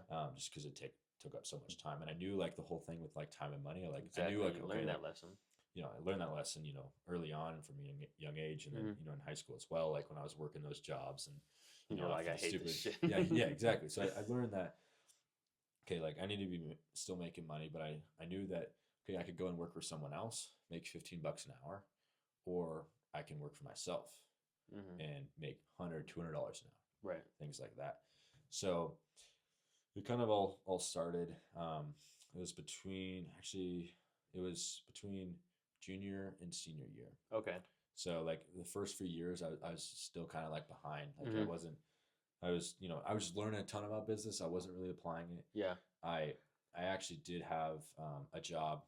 I was like a mountain bike guide, Nice. and this job actually, That's like, cool. yeah. So like kind of like backtracking a little bit. So I did like kind of have it, this was like during the summer though. So Mhm. this wasn't during the school year. Right.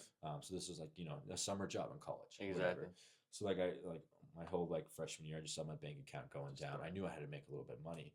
So I realized, okay, like I can do like work for myself, or I can work this job. Mhm.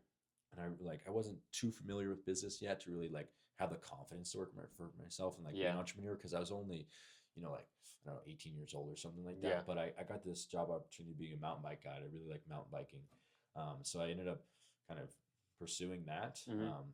It was a family connection or friend connection or something like that got me into doing that job. Yeah. And being a mountain bike guy like taught me a ton, because I was like guiding people, I was giving them an experience, and I was able to make tips. And I realized that the better I am at communicating with people, the better I am in making like a personal connection with someone, the more I get tipped.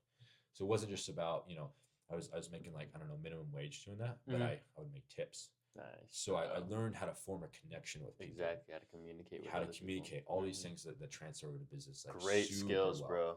So Probably like, some of the most important, bro. Communication's almost like bro. everything. In business, like, as you know, like that Yeah. goes so far. Absolutely. So I learned how to communicate with people, and that totally changed things, because it really gave me a lot of confidence.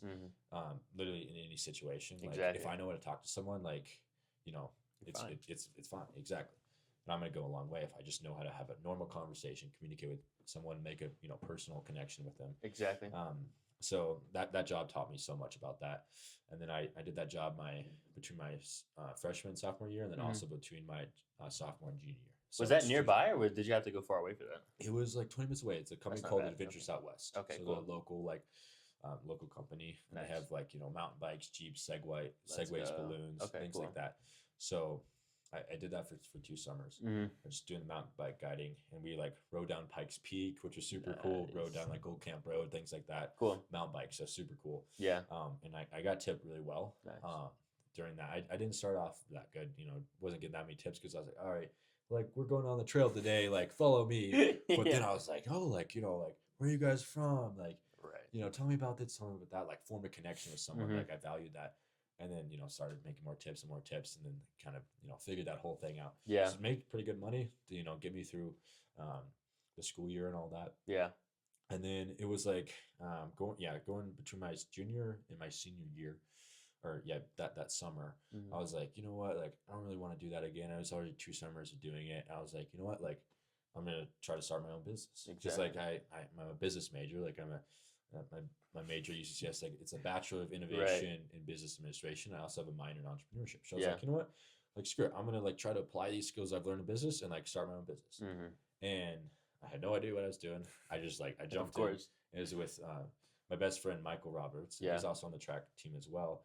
And we knew each other since freshman year, and we both had no idea what the hell we were doing. We were just like, all right, man, like, let's go, let's do it. What do we do? Like, well, let's go to Lowe's. Let's figure it out. Like, all right, let's, get a weed whacker and a mower. And then, I was like, oh, my dad has a trailer. Like, perfect. I'll see if I can use that. So just got all the basic shit. Like, spend a lot of money up front. Of course. And then we're like, all right, like, what else? Like, okay, we need to create a like website. We need to get like social media. Like, all right, so like, let's do that. And then we're like, okay, like, now, like, we still don't have any clients. Like, what do we do? Like, well, like, let's go to this neighborhood. Like, there's a lot of people like out, like, in their yards. Let's go like door to door, talk to them. So we went door to door. Yeah. Then like we talked to a few people, didn't really get it. We didn't have any luck with that. Yeah. And then we were like, all right, like, screw it. Like, what do we do? Like, make some flyers. Like, so we like made some flyers, like, put around the neighborhoods. I think we got like 1 call or something out of those flyers. That's all you need, bro. Exactly, 1 call. So like all it took was 1. Yeah. And then I started like leveraging like connections and stuff. Like, I was like, my grandma like told like her like barber or like hairstylist about like our lawn care business, which she told one of her clients. So we got 1 more. Nice. Like, and then like, so we had like 2 clients, and we're like, yeah, like, cool. Like, we're mowing your lawn every 2 weeks. Yeah. And they were like, oh yeah, like, you guys are like college athletes, blah, blah, blah. Like, we're using our credibility or using our like thing to like, that was like doing the selling for us. And people were like, hiring us, because of our position. Absolutely. They know your discipline. They know, college athletes. Meticulous. Like, this lawn care business. The name of the business is Olympic Lawn Care. Yeah. So we're like, Olympic Lawn Care, like, oh, we both want to go to the Olympics, with throwing. And it was perfect. So exactly. Olympic Lawn Care. So we started that, and it started with like 1 or 2 clients, and then over that summer, it blew up. Like, I don't know even know how many clients we did, like between like probably like 50 and 100 or so. Shit. And it just started like word of mouth. Bro. Yeah, I would say like that's word incredible. of mouth. We started to figure out how to like The price best things marketing out. of all time, bro. Marketing, yeah, exactly. That's the name of the game. Absolutely. And all it takes is 1 or 2 people. And word of mouth. We did a really good job. We really like prided ourselves and just doing like really good work and making things look really good. And that was like doing the selling for us. Right. And we post pictures on our social media. We figured out like this whole thing about Nextdoor. Okay. So like we're like Nextdoor is like community app. So we were posting a lot on like Facebook, Instagram, things like that. But that wasn't like, leading to, any clients. Like, it was like, I wasn't converting anything. We weren't spending any money like doing ads and stuff, but like, we're like, okay, like what else could we do? So we got on like Nextdoor and we made a post, and that post like I remember like kind of like blew up a little bit. Like we introduced ourselves like, oh, we're college athletes, UCCS, blah blah blah. We're in this Yeah. lawn care business. Like here's the numbers. Like a few people called us, and like we posted pictures like work we did, Mm-hmm. and like it looked really good. Yeah. And we did like lawn care, like weed removal, like or like weed control, bush trimming, like everything, like Yeah. just lawn care, basic stuff like that.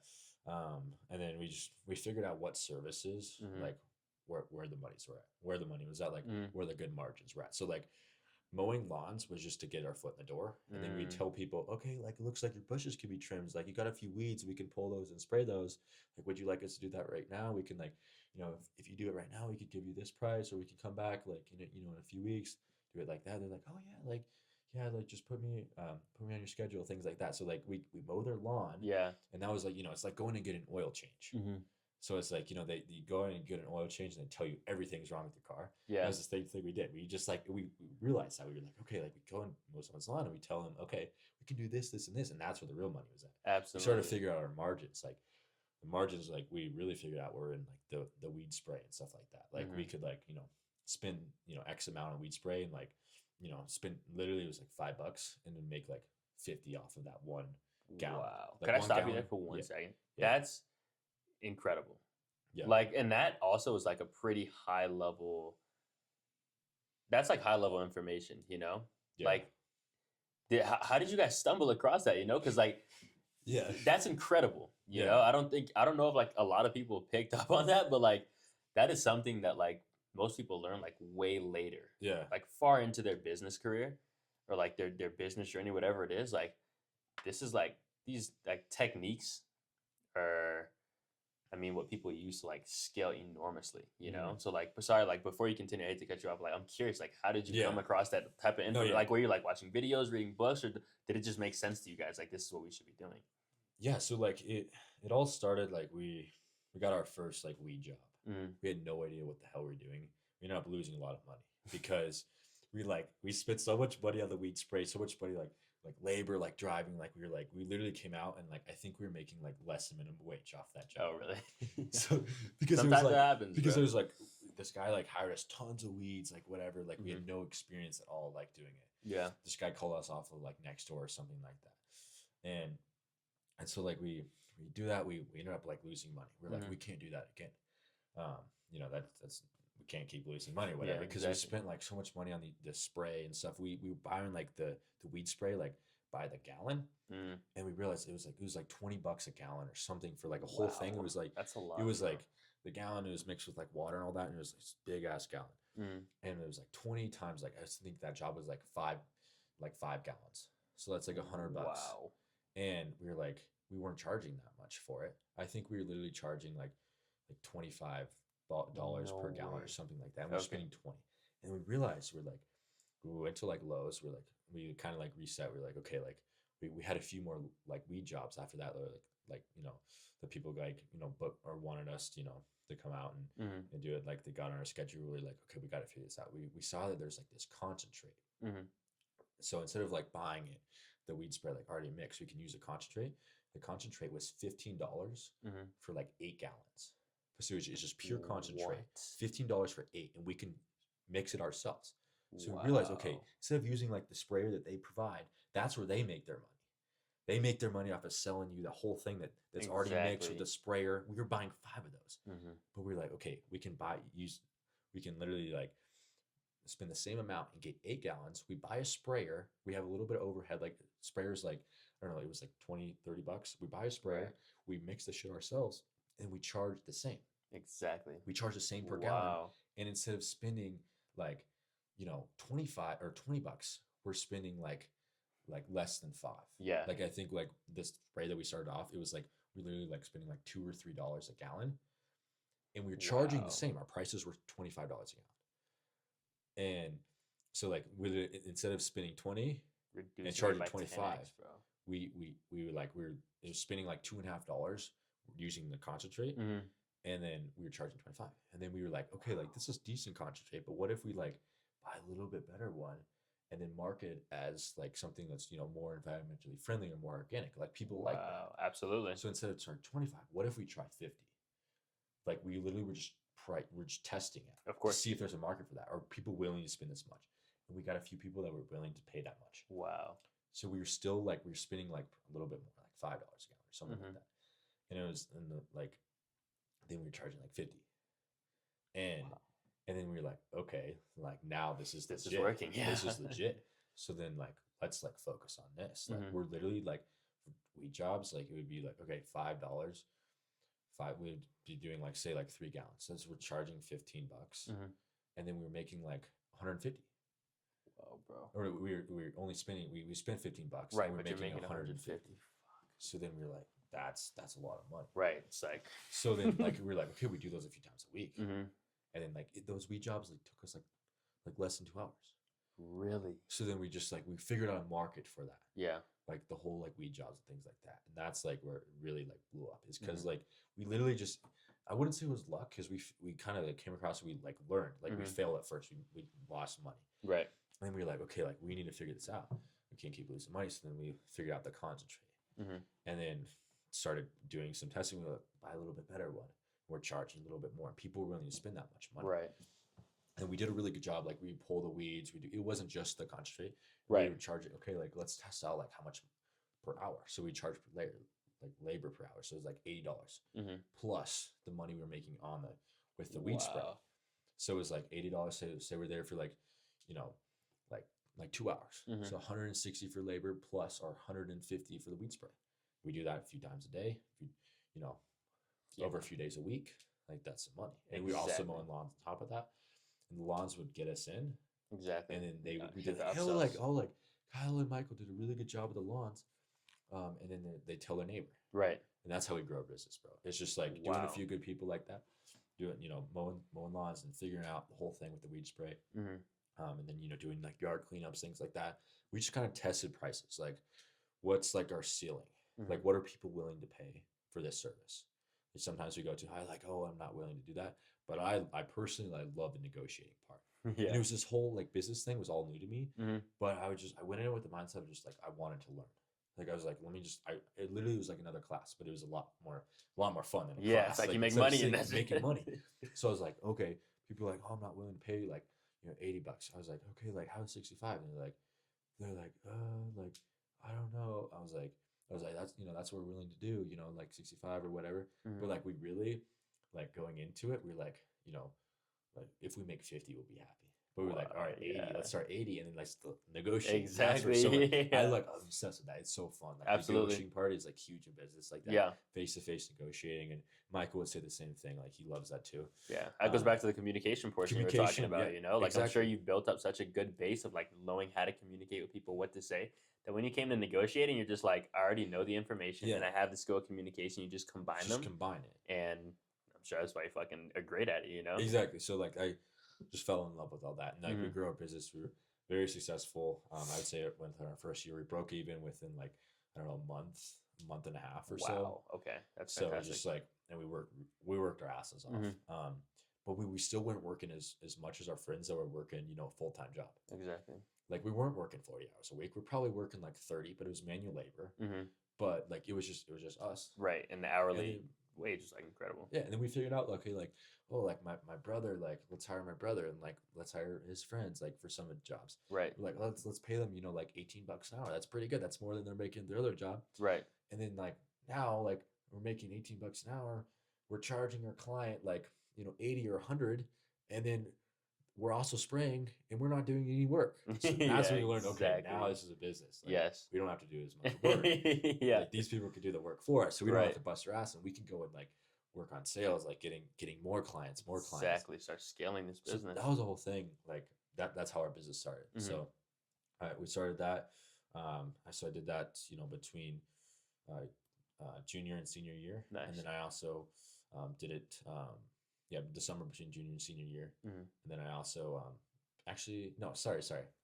Backtrack. So Yeah. not junior and senior year. It was sophomore and junior year. Gotcha. Sophomore and junior year. So Uh-huh. I was still a bike guide when I did the business, Mhm. I totally forgot about that whole thing. I was a Yeah. bike guide, but I wasn't in it as much. Okay. Like I do it here and there while I was starting my business. So I see. bike guide, I would make a little bit of money, Invest put that. it in the business, things like that. I see. And then now, yeah, between junior and senior year, I ran the business pretty much all on my own. So Okay. Michael got a really good internship with JP Morgan. Nice. So we started as a partnership, and Mhm. then I learned how to run the business like fully by myself. So Yeah. there's a lot more, responsibility on my part. Mhm. But we still had all these clients. Like I set the whole thing up. I'd reach out to them, whatever. Like, and running a business by myself taught me a ton, and Yeah. obviously a lot more responsibility, a lot harder work. Mhm. But I was the one making all the money. Exactly. I didn't have to split it with anyone. Mhm. So there's a lot of value in that. Absolutely. A lot of long days, long hours. Mhm. I was doing all the books. I was doing everything like that. But it was all worth it. Right. And I made really good money Yeah. doing it. And it's not even about the money, bro. It's just all about everything that I learned. Yeah. Managing employees, like managing people, huge. Like, how to Absolutely. like, incentivize them, how to like do all this, and like how to, communicate with them, like how to communicate with my clients. Mhm. Like all this, it all revolves around communication. Like how can I Absolutely. like also like beyond just communication, like how can I like leverage like technology, like AI to like optimize my business? Like instead of writing these, like thank yous or like, doing this invoices to clients or like all this bullshit, like let me just have AI do it so I don't have to spend as much time, so I can Mhm. spend time doing things I like. Because at the Exactly. end of the day, the business is just a vehicle. Absolutely. And like that's like kind of what I realized. Mhm. Instead of me like working my ass off, like this is my whole life, I was like I still have a life to live outside of this. I still have to train for Exactly. track. I still have Right. to do all this. Like, so my business, I started to optimize it, become more efficient. Mhm. And so that all kind of reverts back to kind of like where I'm at now as an entrepreneur and kind of like where I am. My business, my lawn care business, is still around. I'm still in business, and it's obviously right now, like it's November, so we're not doing a lot Yeah, of work. for sure. And that's the whole thing about, a seasonal business like Mhm. that is like, okay, like I have that business like during the summer, what can I do during the winter? Mhm. So that kind of led me to this whole new thing that I'm really excited to tell you guys about. I'm sure we'll have a talk about more on the podcast and Absolutely. stuff, but it's a nutrition app for student athletes. Yeah. And me and Michael, the guy who started that I started Olympic Lawn Care with, Mhm. we're going in this business together. And I won't get too into too much detail about Yeah. that. Yeah, it's a super cool. It's an app that's going to just make everything. It's a peak performance app. So Mhm. for college athletes, actually anyone in general, you don't have Yeah. to be athlete or not. Peak performance app. And obviously app market's super saturated. But Yeah. I'm willing to go into that mindset that I don't give a shit. If there's 100 other companies, like I'm gonna be the best one. And I Exactly. use the skills that I learned, doing my lawn care business. Obviously, a little bit different business, Mhm. but the same skills transfer over. Just kind of leveraging my network, leveraging the resources that I have at UCCS, Yep. and all that, and just kind of building a business, and then doing this like building my brand and things like that. But yeah, this nutrition business is something I'm super stoked about, and as far as just being an entrepreneur, I've realized once I got that kind of feel for working for myself, being my Mhm. own boss, like there's no turning back, or there's no going back. Exactly. Like I don't think I can ever really work for someone else 100%. in my life, because I Exactly. realized the value of my time. Mhm. Realize, okay, like I can make so much more money working for myself, and that's Exactly. the only life that I want. Right. Like even if I'm not making that much money, like more than people like say like $400,000 a year, I don't give a shit about money and like those numbers. That's just to throw a figure out there. Right. Like say like I'm making like I have a successful business. I'm bringing in like pulling money from my business, making like 150 a year. Mhm. But I have so much more time for my family, my Exactly, kids, my bro. hobbies. That's a lot more valuable to me. Absolutely. So yeah, now there's really no going back to to working for someone. I'm It's a I'm blessing. all in on it. Yeah. I'm super grateful for it, and all the skills I've learned. My dad, shout out my dad, my mom Right. too, Absolutely. just everyone that's kind of helped me out through this journey, so that supported me to where I am. And there's also like even with athletics too, all the skills that I've learned being an athlete, with the discipline, that thing I was talking about earlier with the hard work, like hard Mhm. work pays off. All those things transfer over to business. The Right. competition side of it, I'm very competitive, so let's Yeah. compete with business. Like Right. that's the thing. I just love to compete, and I'm willing to to work harder than anyone else. Do whatever it takes. Mhm. So I'm transferring that over to business, being an entrepreneur.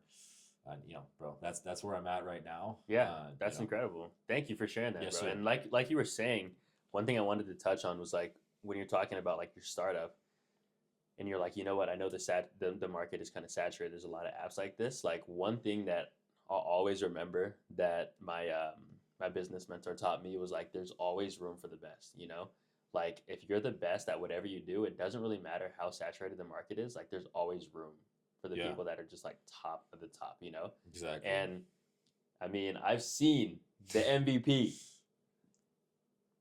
You guys are gonna want to hear about this later. Yeah. You know, it's incredible. It really is. I think exactly. a lot of people are gonna benefit from it. You know, and Definitely. I think it's you're tapping into a segment of the market like we talked about that isn't really tapped into. You know, it's almost like a portion that's not saturated in a way. You know, so I'm excited to see more about this. Yeah, me too. We'll definitely talk about more in other podcasts. But yeah, for sure. I'm super stoked to tell you guys more about it, and just we'll go on a whole journey together. You know, I'm on this journey, but I'll make sure to be upfront and open on it. Yeah, I actually have a whole thing set up in about a month with Apple and stuff like that. So I'm gonna be working with some developers and try to get some feedback on my MVP, and then take it to the next stage and get it developed and all that. So it's definitely some exciting things. Exactly, a lot of good things in the making. You know. Yes, sir. Yeah, bro.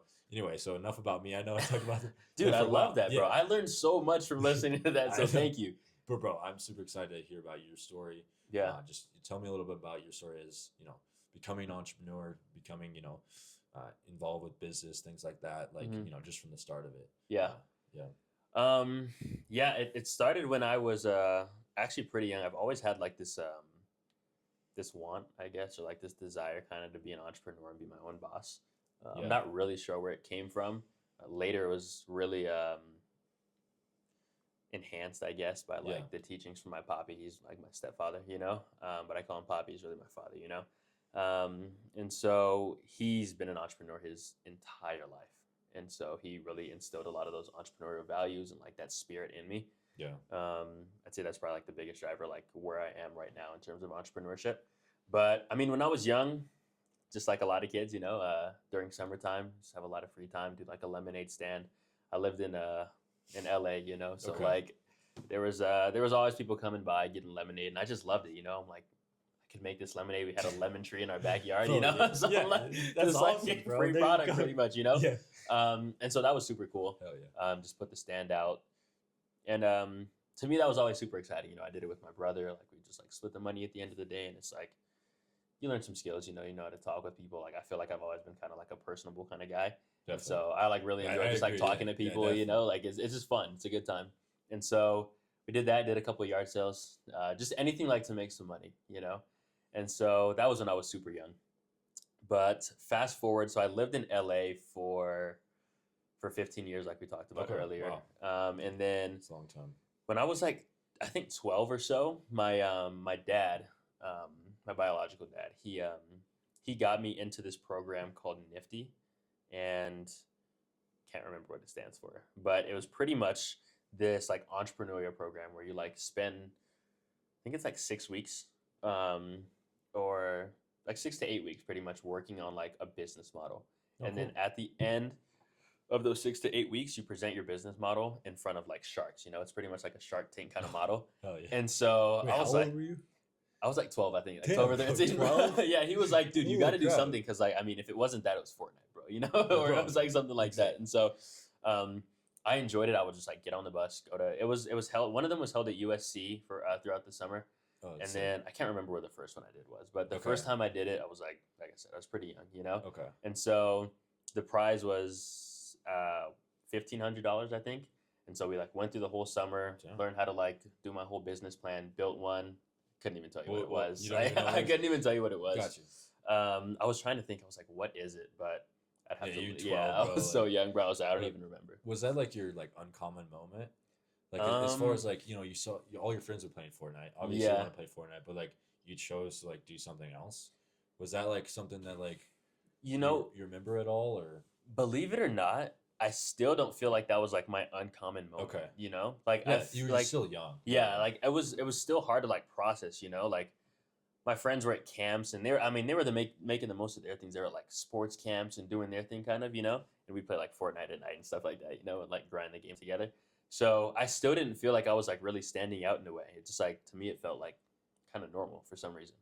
And so I went through that process. I actually ended up winning the event, and so I got like $1,500, and I spent it all on video games, bro. It was so stupid, bro. But I spent it all on Madden. That, and, like, no, that's fine. but it was a cool learning experience, you know, like Yeah. being able to like interact with people that like had businesses, and they were showing me like, look, this is how you like create a business plan. This is how you pitch it to somebody. And like going through that and like presenting and practicing with my dad, like in front of my brother, in front of like my parents and Hell stuff. yeah. So that like to me was like pretty good experience. I love that. And then later in life, I had already moved to Denver at this point. So this is like 2021, I want to say. And so I still didn't really know what I wanted to do. I was like looking into businesses online. I'm like, do I do like a social media marketing agency? Do I do like e-commerce? Do I do like trading? Like, what do I do? I have no clue what to do, you know? And like, I've always wanted to just like, even at that age, like when I'm 15 or 16, I was like addicted. I'm like, I need to have my own business, you know? Once again, got the inspiration from my poppy. And like, so at the time he actually had he ran a sales company pretty much. It was like a refinance company. And so I was, every summer I would go with my brother to San Diego because we have a lot of family out there, and some real estate and stuff, because that's like what kind of started him off as well, just like the whole real estate thing. And That's so huge. we always go there to like kind of vacation. And so he had his office out there, and we would literally just do like telemarketing. Like we'd pick up the phones, call people, we'd have like a list, and we just like sit there all day and just, you know, try to refinance people's houses, you know? And But, so, yeah, sorry to interrupt you. Yeah. We should definitely make a podcast on like real estate stuff. yeah, So that I would feel be like awesome, that's huge. bro. Can maybe even bring my dad on or something, or Dude, your dad, or that something. would be awesome. Dude, like, yeah, because That'd real be estate such stuff. a Like, good I idea. just had to stop you there because, like, Yeah, yeah, I think that would be really cool. Just talk about even like how people our age can like get involved in real estate, Mhm. and like the value of it, and like just how good of investment it is, and like just how to start people in real estate. Exactly. They don't already know. But yeah, bro. Get back to what absolutely. you're That's talking about, genius, though. We need to, bro. We'll definitely do that. Absolutely. But yeah, that's kind of like what really started me off when it came to like making money, you know? Because like in a traditional job, like you work your hours and you make your money, you know? But like I feel like when you're in sales and you make money, like instead of like wages, you make commission. It's almost like the middle step between like working a 9 to 5 and being an entrepreneur, you know? And so that was like kind of nudging me towards that entrepreneurial path. Because like, I mean, I'll work all these hours, but like most days I'm not getting a sale, you know? Like I'm not converting people. I just started too, so I'm learning all these skills, like how to talk to people, like, okay, like if I read the script this way, or like if I like go off script a little bit, or like blah blah blah. And I'm learning all these different ways to like communicate with people. And so we eventually ended up getting a sale, my brother and I. And Oh, yeah. and dude, we were so excited because like the commission was like, it was a lot of money, you know? We're like, holy shit, like I've never seen Yeah, this kind of it's money huge. before. And so that money actually like propelled a lot of my like entrepreneurial ventures like to this day. And so like looking back, I'm like, oh my God, thank goodness we did that, you know?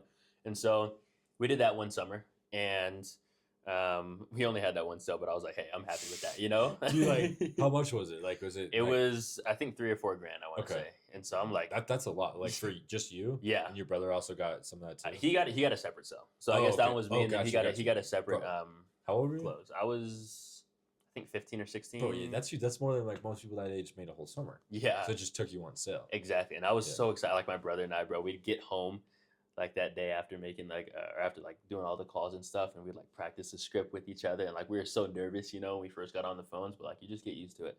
And so then after, when I was probably like this is probably like 16 or 17, my father also had a solar company, and so we were doing pretty much the same thing, like telesales, but now it wasn't in San Diego. We could do it from here, you know. We had like our mics and everything, and we were making these calls. Then eventually we started doing door knocking. And so my brother, he lived in Boulder. He went to Boulder. And so I would pretty much go to his house. We'd find like hotspots. There were like different apps you could use to like figure out like what's the best area, you know, like what houses could benefit the most from solar. And so we'd go out and door knock, and that's its own experience, you know. It was like, Door to door is so hard. It really I feel is, like bro. some people like watching this could probably relate to that. Like, Yeah, door to door, like there's nothing like it. But it dude, really isn't, bro. it's so humbling, It is. but you learn so much from it. Exactly. And all it takes is one sale. Like That's you can the knock on like crazy 50 thing, doors, bro. and like you get one. Exactly. But you know, it's definitely like one of those things you just got to commit to it, stick with Absolutely. it, and grind it out. It sucks knocking like the hot. Like I'm sure like Joe, Joe, he's a dude on our team. Yeah. A really good guy actually, and Yeah. also so Mike too. He they did like door to door like selling solar over this Oh, last really? summer. Okay, cool. Yeah, like he told me about it all the time. I'm Yeah. like, bro, like that It's sounds awful. brutal, bro. I've done a little bit of door to door too, but Yeah. like, bro, it's not for me. Like, yeah, exactly. But it's cool to good experience, experience, you know? great experience. Yeah. Absolutely. It's like you can figure out like, yeah, I don't want to be doing this, you know? Yeah. Like it's not a bad thing. But like you said, bro, it's hot as fuck. The best time to do it, like is in summer where you have like these blitzes, you know, you just like So yeah. and so that was it was a really cool experience. I was young. People like actually surprisingly let me in their home to like give them a proposal and like work everything out for Oh, them. that's cool. Didn't make any sales in that, you know, but like I was like, dude, the experience is like that's a blessing, Exactly. you know. Communicating with people, like Exactly. Like Yeah. those are skills that are like invaluable, you know, like you need those across like pretty much whatever business you're doing, you know, Yeah. whether you need investors, like you need to know how to talk to them, you know, and like present your numbers in a way that is just like more than like this is what we did, blah blah blah blah blah. Like you need to add a story, like we talked about the other day, like to whatever you're selling, you know. yeah, And so that was a beautiful experience. And then, so I've always had kind of this, this not passion for e-commerce, you know, but I've always been like super interested in e-commerce. Like I dibbled and dabbled in it just like a tiny bit through high school. I was selling like the whole gimmicky things. I was selling like Christmas socks and like all these like yeah, you just know shitty trendy. products, pretty much. Yeah, trendy products. Yeah, That'd be yeah. the perfect way to put it. And so I did that. Made no sales at all. I was doing this for like a couple months, and I was doing it with the same kid around. No Christmas socks, bro. Oh no, not even during Christmas, bro. Like people were not buying that shit. You know? They're like, nah, this marketing's garbage. And so it was like on and off all the time, you know. And I feel like my life up to that point was like riddled with like starting and stopping. You know, I'd have like these like bursts of like Yeah, I can like relate to that energy, too. you know, and like Dopamine. exactly. I'm like, oh, blah blah blah. I'm like hot, I'm hot, I'm hot, and then I would fizzle out, bro. You know, I'd stop for like a while, you Yeah. know. And so like my father, he was always like my poppy would keep telling me like, dude, you don't want to be like a shooting star, you know, like where you're like you come across you're super bright and then you just like fizzle out. You want to be like a fucking comet, you know, like where shit. you're just like always That's a great coming, you know what analogy. I'm saying? And so I was like that always stuck with me, and like I would always get so mad at Be a myself. comet. Be a comet. Don't be a shooting star. Fuck shooting stars. Fuck. Yeah. And so like that to me, it was really hard on me, you know, because like I always was like, dude, I need to be an entrepreneur, but like I don't know what business I'm gonna have. Every time I would talk to people and they were like, I mean, from as young as I can remember pretty much, when they would talk to me and be like, what do you want to do for a living? I'm like, I want to own my own business, you know? And then everybody would like the follow-up question every single time, bro, like 10 out of 10 times is like, what business? Like, Bro, I don't fucking know. Exactly, bro. I You get that know? shit all the time. I was like, I don't know how to answer It's that uncommon. question. It's uncommon. It really is, it's not, bro. It's not common. People like, it's usually the question is like, oh, like, what do you want to do when you're older? Like, oh, like, I'm going to go work XYZ career. Right. I'm going to do this. I'm going to be an accountant or I'm going to be a nurse or something like that. Exactly. That's common. Which Right. can be fine. Absolutely. Like, We yeah. need them, you know? It's incredible. Exactly. But yeah, like when you say like, oh, I'm going to be an entrepreneur, like that, it's so uncommon. Absolutely. And people are like, oh, like, you know, that's really cool. Like, good luck with that. Like, no one like really understands it. Exactly. But yeah, our goal is to help you guys understand Completely. this lifestyle a little bit more and why we're so obsessed with it, why we like it so much. So, Yeah, but absolutely. But yeah, I had like that passion, you know, and so I come into college my freshman year and I'm like, you know what, like let me commit to this. And so like luckily I was like in the dorms, you know, I had some scholarship money that came back to my account, like just through refunds. And so I was like, let me invest this money into e-commerce. So I was like, let's like really dive in on e-commerce, you know? And so I did that for a while. I didn't have a mentorship or anything. I kind of just like watching YouTube videos, getting as much knowledge as I could. And so that went on for 3 months. And I made 2 sales.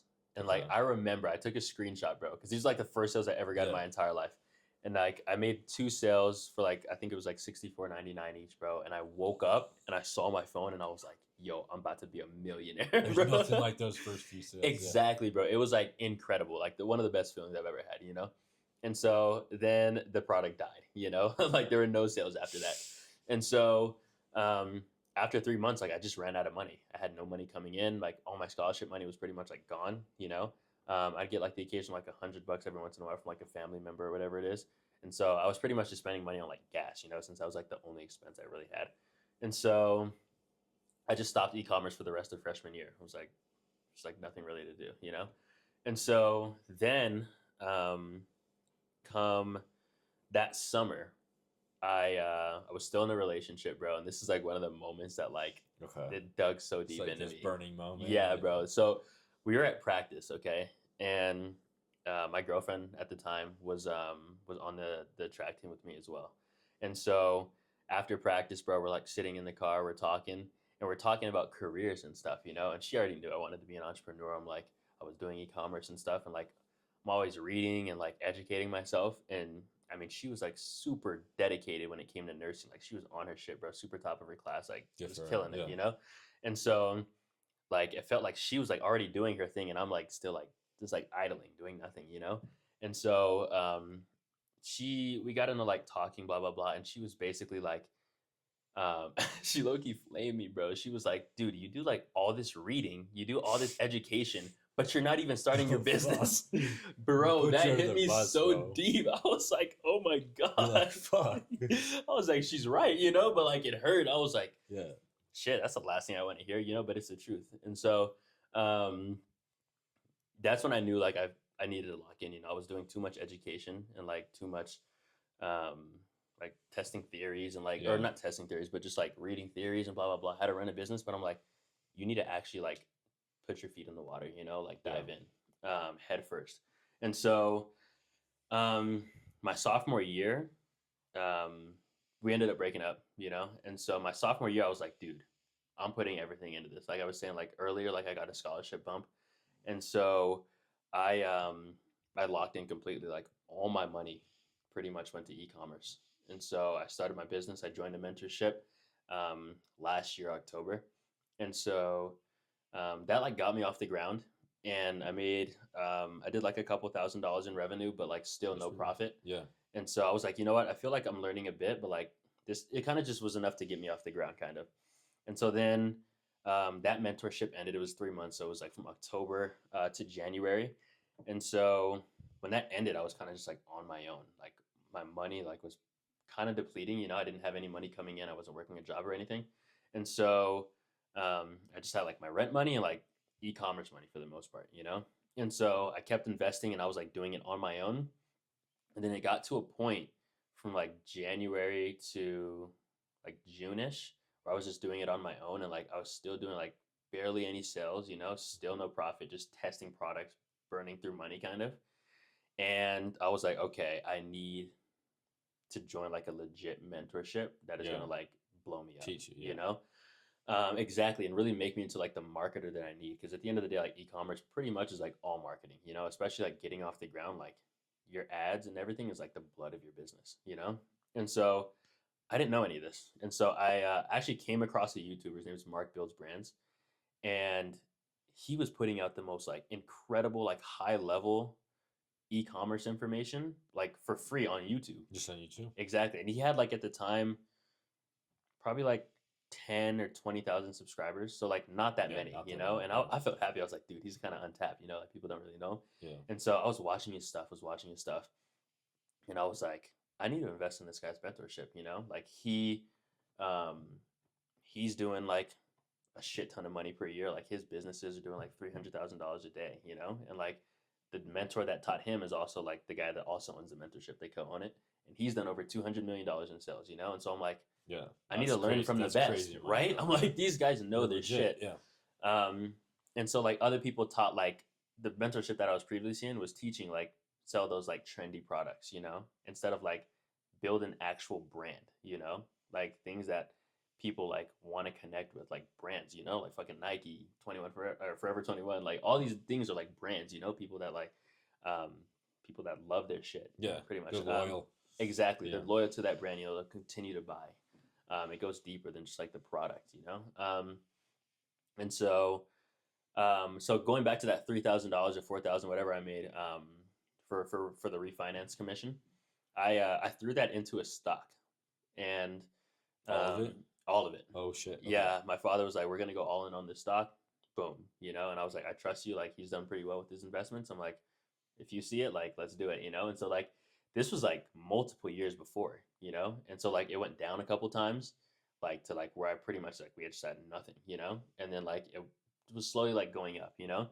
And so it got to a point where I was actually like I made money on it, like a lot, like a good amount of money, you know. And so I was nervous because like I wanted this whole like I don't know what it was, but I had this pride like when I was doing the whole e-commerce thing of like I'm gonna make it like by myself, and then once I make it, I'm gonna tell like my parents, look, like I'm making like Yeah. $1,000 a day or like $20,000 a month, and then be like, look how like be proud of me, you know, or something like that, and just like act like I did it by myself. But like that got me nowhere, you know, like I wasn't asking for help, I wasn't doing anything. And so my dad this whole time thought I was just like fucking off my time, you know, when I was like grinding. And so I had a call with him, and I was so nervous because I was gonna ask him to like liquidate all the money, like just so I can invest it into e-commerce. And so Yeah. that call was incredible. He was so supportive. I thought he was going to be like, fuck no, you know, but he was super supportive. He let me That's liquidate the awesome. money because the Yeah. plan initially was just like, just keep it in there and let it grow, like no matter what.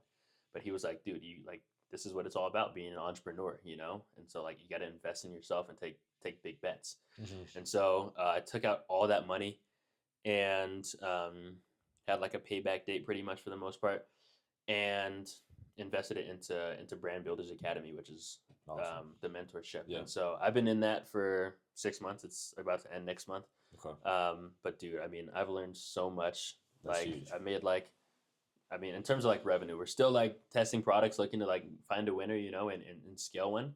But I mean, in revenue, we've done a good amount, you know, and I'm just like, the amount I'm learning is insane, you know. Like my That's all coaches it's are all about, bro. exactly We're young. Like exactly this is huge. Like I'm 21. Like it's right, like it's that's all about learning. Like doesn't matter how many times we fail. right, Like we're in the arena, bro. Like we're absolutely. in this shit, and like that's huge. Like it doesn't matter if you're making like $100 a day Right, or exactly. like $50 every month or something. Right, Like no, exactly. or like you're losing money. Like Yeah, it's that's all more like it doesn't matter, bro. Because exactly. we're learning, and like eventually these skills that we're learning, like over time, they're gonna compound, Hmm. and they're just they're gonna keep we're gonna keep building Yeah. our network, or we can keep building like our knowledge base, Hmm. and these skills are gonna take us to be successful. And that's what it's all about. Like Exactly. that's what we're trying to like really like hone in on, Mhm. especially with this podcast too. Is like it's when you're young and like you're in our shoes, or you're just starting a business, you're just starting a new sport, like things like that. You got to be in the arena. You got to take that step. You got to take that Facts. risk. Hmm. You got to go in head first. That's and, right. and just learn. Like I'm Mhm. sure that thing that mentorship, like it costs you a lot of money. You're Yeah. like, is this gonna be worth it? Right. But like right now, you're in a spot where like you learn so much, Hmm. and like you can apply those skills to any business ever. Exactly. So like those skills are so valuable. You would have never learned that if you never took that risk, if you Exactly. never like did that. So Mhm. it's just all about learning right now. Just learning, and that's huge, bro. That's Completely. awesome. So Thank you, man. get back to what you were saying about That's that. I mean that's pretty much it, you know, for the most Yeah. part. Like that is what I'm most excited about, because like I said, in the first mentorship I joined, like don't get me wrong, it wasn't like a scam or anything. Like I still like was able to learn a bit to get me off the ground, you know, just like very beginner level. And it was cheaper, you know, so it made sense too. But like with this one, that's a lot more like expensive. Like I'm learning so much high level stuff Yeah. that like I'm okay with losing all the money I invested, you know, because I know after learning all this stuff and like actually applying it and testing different things over time, something's gonna hit, you know, and we'll scale. Like it's very simple, you know. And so that's my biggest thing, just like skill acquisition, like you're talking about, like having skills that, like for example, marketing. You know, like my marketing is getting way better. I'm learning how to like communicate with people, you know, and like get people, or like write You tell a scripts story. in a way, Yeah. exactly, and tell a story to like get people to buy my product. And so those kinds of things are like super incredible, you know, learning how to like build a landing page and like craft an offer and like all these things. Like I mean, there's skills that are like everybody, at least every entrepreneur, you know, like should know at some point. And that's Yeah. why I'm just like, I'm okay with not making money right now because I have the rest of my life to make money. Plus, like, I mean, it's like, it's very unreasonable that like in a year things don't click, you know? Yeah. Like, and so I'm like, I'm okay with like eating shit. Because I Eating know shit. that's part of the entrepreneurial process. Like Exactly. every entrepreneur has to go through that phase where they're just like eating shit, you know? Mhm. And like there's a very long gap between like when you start behaving like a winner and when you actually become a winner, you know. And so you just have to endure through that gap and still keep the same behaviors and the same good habits, waking up early, working on your business, It's huge. investing your time, and like you're gonna act like a winner for a long time before you actually become one. And so it's just like if you can stick on that stick on that, just stay true to the process pretty much, then eventually over a long enough time, it's unreasonable for like any entrepreneur or anybody in general, and like whatever you do to not succeed, Definitely.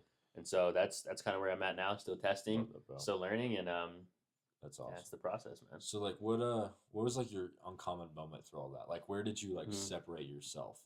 Like Yeah. I know you touched on it a little bit, but Mhm. like with e-commerce, and then you talked a little bit about like, you did your freshman year, but like when did you like really separate yourself? Like go down that route. Instead of like, just staying like everyone else, or like, which is, nothing wrong with that. Yeah. I mean, but obviously we're a little different. Yeah. But like, yeah, when did you separate yourself, and like what is your kind of like why behind that?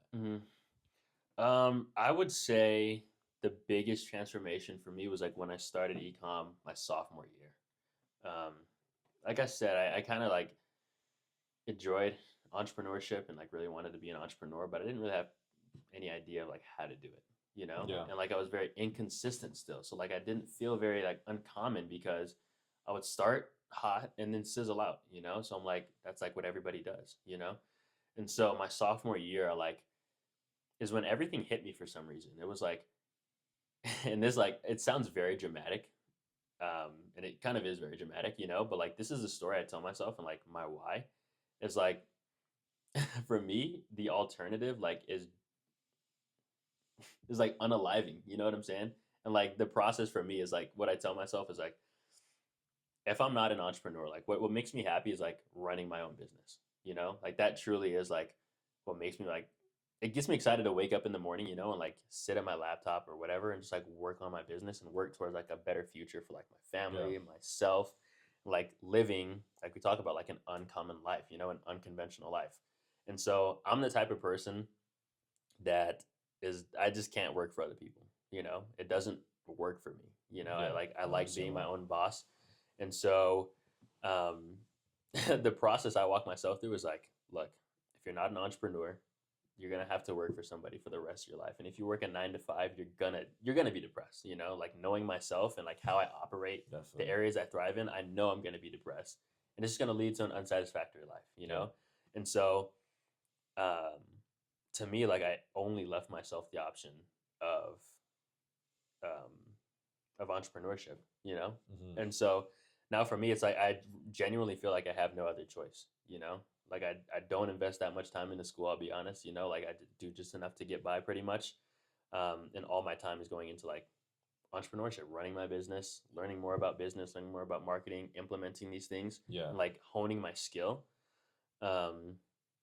And really trying to become good at e-commerce, And so that's like awesome. sophomore years when I really realized like I'm all in now, like this is very uncommon what I'm doing, the path that I'm on. And so that's when I feel like I really was like separated from like the pack, or the common, if you will. I love that.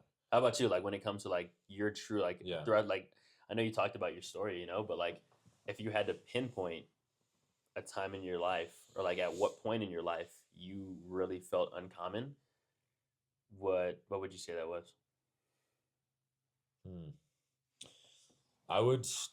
Mine goes back a little bit, like earlier in life. I'd say not like wasn't that earlier, but it was like in high school. Okay.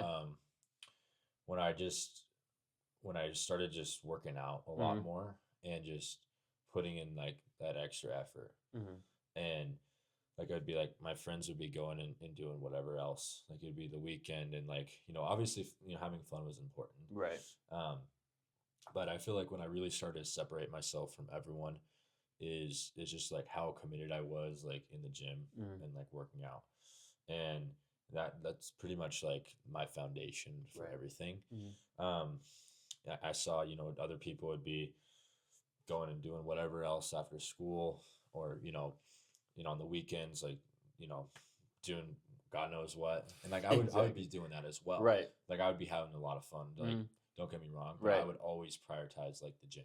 Like it'd be like, okay, like like we want to go up to this place, or let's like do this weekend. I'll be like, okay, like I could leave at this time, but like I gotta get a workout in like before. So like we'd be leaving like, I don't know, 10 on a trip or like whatever. Exactly. And then I'd be like, all right, like 8 a.m. like, or even earlier, like got to get a workout in. And like I've just stayed so disciplined to that. Mm-hmm. And that's built just such a strong, just like it's just ingrained in me. Mm-hmm. Is the whole thing with like working out. And I've applied that to all areas of my life. It's Yeah. like that is when I really started to separate myself is when people were going and doing whatever else. And like I was in the gym, I was working. Right. And that led me to be an athlete, which just led me to be an entrepreneur. Mm-hmm. Like that's the foundation of it all. That taught me hard work, that taught me discipline. Mm-hmm. And like that's my foundation. Right. Like I said. So that was kind of like uncommon like moment for me when I was just like all my friends are like, I still had some friends that grind their ass off too. Like don't get Right. me wrong, like, they were putting the work too. Mm-hmm. But I was always in the gym. Mm-hmm. And like I was always doing that. Even now, it's like I've felt kind of like some like setbacks, some highs and lows, throughout college. Mm-hmm. Just like everyone. Of course. But I feel like what separates me the most and that uncommon thing for me is no matter what, like I'm gonna work harder than you, Right. and like I'm not gonna settle for average. Absolutely. Or settle for common. It's Mm-hmm. like I don't give a shit what it is. Like me versus like head to head with someone, like I'm gonna work harder than them. Absolutely. They can beat me at first, but like I'm gonna come back and I'm gonna whoop their ass. Exactly. And like that's just that competitive person in me, and like that's that uncommon thing. Yeah. I would say is I just can't settle. Like Mm-hmm. I've never been a type of person just settle for something. Mm-hmm. Like it's always been like I gotta do more. Yeah. And like that's led to a lot of really good things in my life. Yeah. And it's also led to a lot of hard things as well. It's like Of course. not being satisfied, things like that. But those are all things that like I work with on a day-to-day basis. Absolutely. And I'm grateful for them. Like Mm-hmm. I'm really just truly grateful for it all. Yeah. Everything I've had. But like going back to what you're saying, like that uncommon kind of feeling for me is that moment was I can't specific like pinpoint a certain day or Right, whatever, but it was just like when I saw like my competition or like my friends or people that were doing this, and like I was working, and like I cared about this. Like Exactly. It was like I was in the gym, or I was even now like over the summer like building my business. Exactly. Like, things like that where people were working another job. Mm-hmm. It's like they can work their job, they can get their internships, like that's perfectly fine. Mm-hmm. Nothing wrong with that. That's their life. Right. But I saw that uncommon side of me Mm-hmm. when I'm building a business, I'm working on something. I'm like not making that much money right now, Right. but like I'm going to be making a lot more money than them down the road. Exactly. Like I truly believe that. Absolutely. And even like kind of going back to even my childhood too, I saw it a lot with athletics. Is like I can relate it back to my story with being an athlete earlier. Mm-hmm. Like I was always a type of kid growing up that would always be willing to do more. Like Yeah. do more sprints, do more push-ups, do more burpees. Mm-hmm. I always wanted to go more. Like go Right. on more. That was my mindset. Like it's still like today, like go on more, go on more. And like that's like kind of like my uncommon thing. Like we'd be doing like whatever, like down and backs or some shit, like 100-meter sprints or whatever, practice 100-yard whatever. That shit would be awful. Yeah. I was just like I always wanted to do more. I always want to do a little bit more. And like I would love when people would quit. Right. Because like I know I can keep going. I know I can keep going. And Absolutely. I would love when people would like compete against me. Hell yeah. So like that's that uncommon like side of me. It's just like I'm always willing to put in the work. I'm always willing to do more. Mm-hmm. Like even now with my training, it's just like, all right, coach has us doing these workouts. Like I'm gonna do one more. Absolutely. And like that's my mindset. That's kind of like I guess like how I separate myself from people is I know that no matter what, like if I work harder than someone, like I'm gonna beat them down the road. Absolutely. And I'm gonna do what I want. And like the whole like quote like hard work beats talent when talent fails to work hard. Like I have the talent and I know that. I'm confident in that. I'm not the most talented person, but like at least Right. athletically and even with business skills, like and all that, like I've been surrounded by really good mentors and things like that. Like I have the talent, I know what it takes, and like you combine that with hard work and talent, like unstoppable, bro. So that's kind of like my uncommon whole like my whole feeling of that moment. It's never been like one moment. It's just been over the journey or the course of my whole life that I've really felt that. And as far as like my why as well, um, I'm still finding that. Right. Honestly, it's evolving. And it It's changes going back. sometimes It over time. changes, but I've always like just had this, I guess this ability to relate to other people, Mm-hmm. and especially on like a personal level. And I've always really valued just like those those relationships or those deep connections with people, and I've always wanted just to give back, to put others before myself. Yeah. And this comes also with like my faith values and my relationship with God, Mm-hmm. and like being a Christian. Um, but I just want to put others before myself, Right. and help other people. Mm-hmm.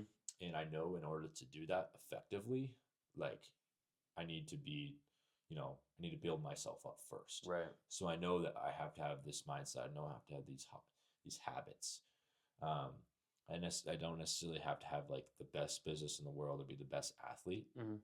but I have to have some credibility. I have to put in the work in Exactly. order to help other people and inspire them. That's right. I've always like loved. I've got a lot more satisfaction over my whole life of like helping other people than like Completely. doing things for myself. Yeah. Like putting others before myself is it goes a long way. And like I said, like I get that true like deep satisfaction, like that feeling, like Absolutely. when I see other people doing well. Like I help people with business or help people with throwing or Mm-hmm. any sport, or like even like in high school I'd like work with some special needs kids, and like Yeah. I would get so much like deep satisfaction out of that. Right. So that is my why. I want to help other people in any way that I can. Mm-hmm. And my mission in life, really, I mean, it's hard for me to say this like when I'm 21. Yeah, exactly. And like, this probably change, whatever, because I'm Absolutely. so young. Yeah. But my mission really is to just do everything that I can to kind of give back to other people, Mm-hmm. and just build like a community of people that honestly are uncommon, Right. that have like a big community around me that like push boundaries, like reach their full potential Mm-hmm. in life, and that want to go on more. Like I want to be surrounded by winners. Like I want to be surrounded by people that are Absolutely. very successful, Mm-hmm. and I got to build myself up first, and in order to motivate them. So in my Exactly. life, like 56 years old, I want to be surrounded by people that have also worked their ass off for their Mhm. life, and I want to give back to people like that don't have the same privileges, that I had growing up. Exactly. And that's kind of really what I want to do. There's definitely more to it, but I know that I have to be successful, and obviously money doesn't necessarily make you happy, Mhm. but it gives you a way to give back and to help other people, Exactly. And that can and indirectly make you happy. indirectly make you happy. He's like giving back to other people. Exactly. It's what And you can do with it. That yeah, makes and also like my knowledge, and also like just my ability to serve people as well. Like this doesn't necessarily have to be money, but it could also acts of service, things like that. Like exactly. I want to be the type of person that doesn't have to work my ass off my entire life trying to make a living. I want to be running a successful business, having that be my vehicle to get me from Exactly. where I want to take my life, and Mhm. like just have the ability and freedom to like give back to other people, connect with them, like help them grow, Mhm. motivate them, and just be a leader. Absolutely. And like I think that's what life's all about. Like I feel like there's so many like things that we can do in this life. Obviously we're both young, Mhm. but I know that I'm destined for more. Like I know that it's kind Absolutely. of God's calling. Like I feel that like God's put me in this earth to Mhm. really just help other people. Yeah. And business is just a way for me to have the freedom to do that. Exactly. And that's kind of where I'm at right now. Yeah, bro, that's a lot. That's I would great. say, but yeah, that's my why, and there's definitely a lot to that. Yeah. Um, but yeah, dude, I mean, I feel like this life is so precious, and there's Mhm. so many moments where, I mean, even for myself, you feel like even sometimes this life, you're like, it's not worth living. Like Right. it's like you're like, fuck, like what's going on? Like this Exactly. sucks. Like you go through a really hard moment, Mhm. but like I've gone through those moments. I'm sure you have too. Yeah. Um, but like I just want to be in a spot where I can help people that are also going through those same moments. Exactly. Knowing that, you know, it's okay, like you got this. Like, Mhm. you know, the life, like being in the arena, like comes with lots of shit. Like Absolutely. you're gonna go through hell, and like that's just part of creating the life that you want. Mhm. I want to help others, you know, create that same life, and I want to be Exactly. successful so I can do that, and get people, you know, to where they want to go, and just relate to them on that deep personal level, like Mhm. knowing that, you know, it's okay. Like you're going through hell, you're going through a shitty time. Like I'm here for you. I'm here to guide you, Yeah. and also just like I want to like you know, happy, healthy family. Like, you know, Absolutely. being there, you know, for my kids and things like that. And like business is just a way to get there. Like Exactly. That's all business it is is. A not the end vehicle. goal. It's Right. just like I end of the day, like, you know, I just want to be a good family man. I want to be there for my kids, um, be there for my wife, and Mhm. like that's what it's all about. Giving back to other people, Exactly. and It's a way to almost like buy back your time in a way, yeah, because like if you're from traveling, from like California to New York, like I could walk there. Yeah, like it'll probably take me like actually no, I'm gonna go. Um, let's say like the United States, all the way to like Russia, yeah, or like something like that. Like that's gonna take fuck, a long time. yeah, If you manually did that with like walking and then like boating and all that stuff, like that to me is like what it looks like to like work the 9 to 5. Like it's that's a noble. Don't great get me analogy. wrong. Yeah, But like you're walking. It's gonna take you like probably the rest of your life to do a feat like that. Or at least a long fucking yeah, time. Or you can hop on a plane, you know? And like obviously there's like its own challenges with that, but like you get there and a lot faster and then you can actually do what you want when you get there. Like if your goal once you got to Russia, if you like walked for example, if your goal was like to like explore all these beautiful places and like see your family there and have these incredible experiences, like once you like you may not even survive the voyage. But like if you can fast track the time, then you can live the life the way you want it. I don't exactly. know if that was like the greatest example, but like No, the I whole you point know, is like you're almost like buying your time back. You're buying your freedom in a sense because like business is business. Like of course it's beautiful like when you can help somebody and provide a need and solve a problem that that people have. That is beautiful. And that's why people make an outsized return because they're solving these passionate problems. And you it's got to like be passionate about it. you Yeah, have to. And so I really relate to you, when it comes to like, look, business is not the end all be all. It's just simply a vehicle to allow me to live the life that I want to live. And so I think that's beautiful, bro. Thank you for yeah, sharing like your of why course, and, bro. like the moment that you felt in common as well. Yeah. No, there's a lot to it. Like I could Yeah. get super deep with it, but like I feel like all this, like, and you guys will see too, like throughout this podcast, like we're gonna like really open up to you guys. Like I Yeah, feel like it's absolutely. important to like kind of get it all out, like, Exactly. and Be just transparent. be transparent, and Hmm. that's what you guys can expect. And then yeah, as far as like what you guys can expect more out of this, we'll probably get into it a little bit more the next episode. Hmm. Um, but like it's just us like kind of telling our stories like we are, and then also just as far as like relating business and athletics, Exactly. that's like kind of one pillar of our podcast is, Hmm. you know, we have this athletic background that we talked about a lot, and we're relating that to, you know, business and being an entrepreneur. That's gonna be a part of the podcast as well. And then, you know, just opening up, like being transparent, like we already said. Hmm. But like we're gonna be learning with you guys. Like Exactly. it's something that, you know, we're learning. We're in this journey together. Yeah. And like we're trying to help you guys out too, but we're also, Facts. you know, learning ourselves. Absolutely. But yeah, as far as like a little bit more, like you can touch on that too. In terms of like what to But expect, kind yeah, of. like, you know, like what to expect. I mean, we can not always like make another episode about it. Yeah. But yeah, But no, yeah, I mean, Kyle hit it on the head.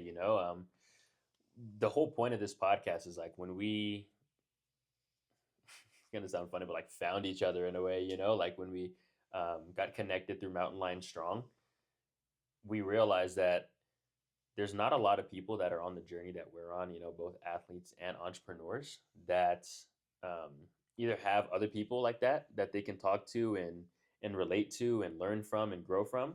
And so we wanted to be that for all the people like us, Exactly. Yeah. because I couldn't imagine That's huge. doing what I'm doing, starting my own business, but also being like an athlete. I couldn't imagine doing that and like having like nobody to talk to, Nobody. like, Yeah. like genuinely speaking, being completely transparent, like I had nobody to talk to, about like business at all, like before we established this relationship, and our connection, like continued talking, like built a friendship, like Yes. Yeah. before that, like everything was just like, I would talk about like sports, and don't get me wrong, like I have like a great group of friends, but like that was like one area I was lacking in, like having like friends that like have like similar interests in me, because like most people I would talk to, they want to have just like a regular life, like work their 9 to 5, do their thing, and I think that's fantastic. But like when it comes to like wanting more out of life, Being and wanting like uncommon. more for yourself, exactly, and like being uncommon, I didn't have like that community, besides like maybe like people in my household, but like that was pretty much it, and so Yeah. I feel like there's a lot of people that can relate, like they feel uncommon, they want more out of their lives, but they just don't have the community to help them get there, Exactly. and to grow with those people, to bring them up with them, Mm-hmm. and so you can expect us bringing people that are uncommon in their own ways. Because don't get me wrong, being uncommon doesn't mean you have to be an athlete or an entrepreneur. Being uncommon means you're just different from the pack, different from the 99%. And so, I mean, we plan on bringing people that are, highly successful in pretty much whatever field, Yeah. Exactly. because Business and then exactly, business. Athletics. exactly, Olympians. absolutely, Founders that are very successful. hundred Those are percent, those people that you guys can expect on this podcast, and just anyone else. Like, we're doesn't have to be a super successful person. Like, right, just people that can relate to an uncommon feeling, or relate to really anything. exactly, And yeah, like going back to the whole thing, as well is, it doesn't matter, like, if if you're an entrepreneur, if you're even a business student, or hmm, know anything about business, if you're an athlete, it doesn't matter. Like, this is a place for you. Like, if this podcast is for you, if you realize that you're like destined for more, and hmm, you don't just want to be average, you don't just want to like live that passive like life that everyone kind of clings exactly, to, that comfortable life. Like, we're in this journey, both Nigel and I. We know that we're destined for more. We know we're kind of on this uncommon path, and exactly, we're all in it. hmm, And we want you guys to kind of experience the same thing and go on a journey with us together. right, It doesn't matter where you're starting from. hmm, Like, you could be a high school kid, you could even be older.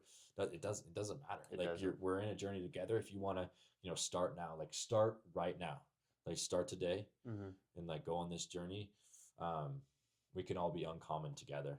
absolutely, And it's something that, like, we're in this arena of life, and like, the only way, there's no way out of it. exactly, Once you're in it, once you take the step foot in the arena, like, you can no you're longer watch from the crowd. exactly, Like, you're in it, you're living this life. There's gonna be highs and lows. There's hmm, gonna be success. There's gonna be failure, and that's all part of life. And this kind of podcast is a space for us to open up on that, and also share stories of those moments, and also other people's moments, when they've experienced that. And exactly. it's just the beauty of life. And It really is, yeah, bro. exactly. All righty, guys, that's all we have for you today. Thank you so much for sticking with us. We really appreciate it. Look forward to us posting weekly. And please drop a like and leave in the comment section any topics you want us to discuss, or any questions you may have for future episodes. Catch you guys in the next podcast. Peace. Deuces.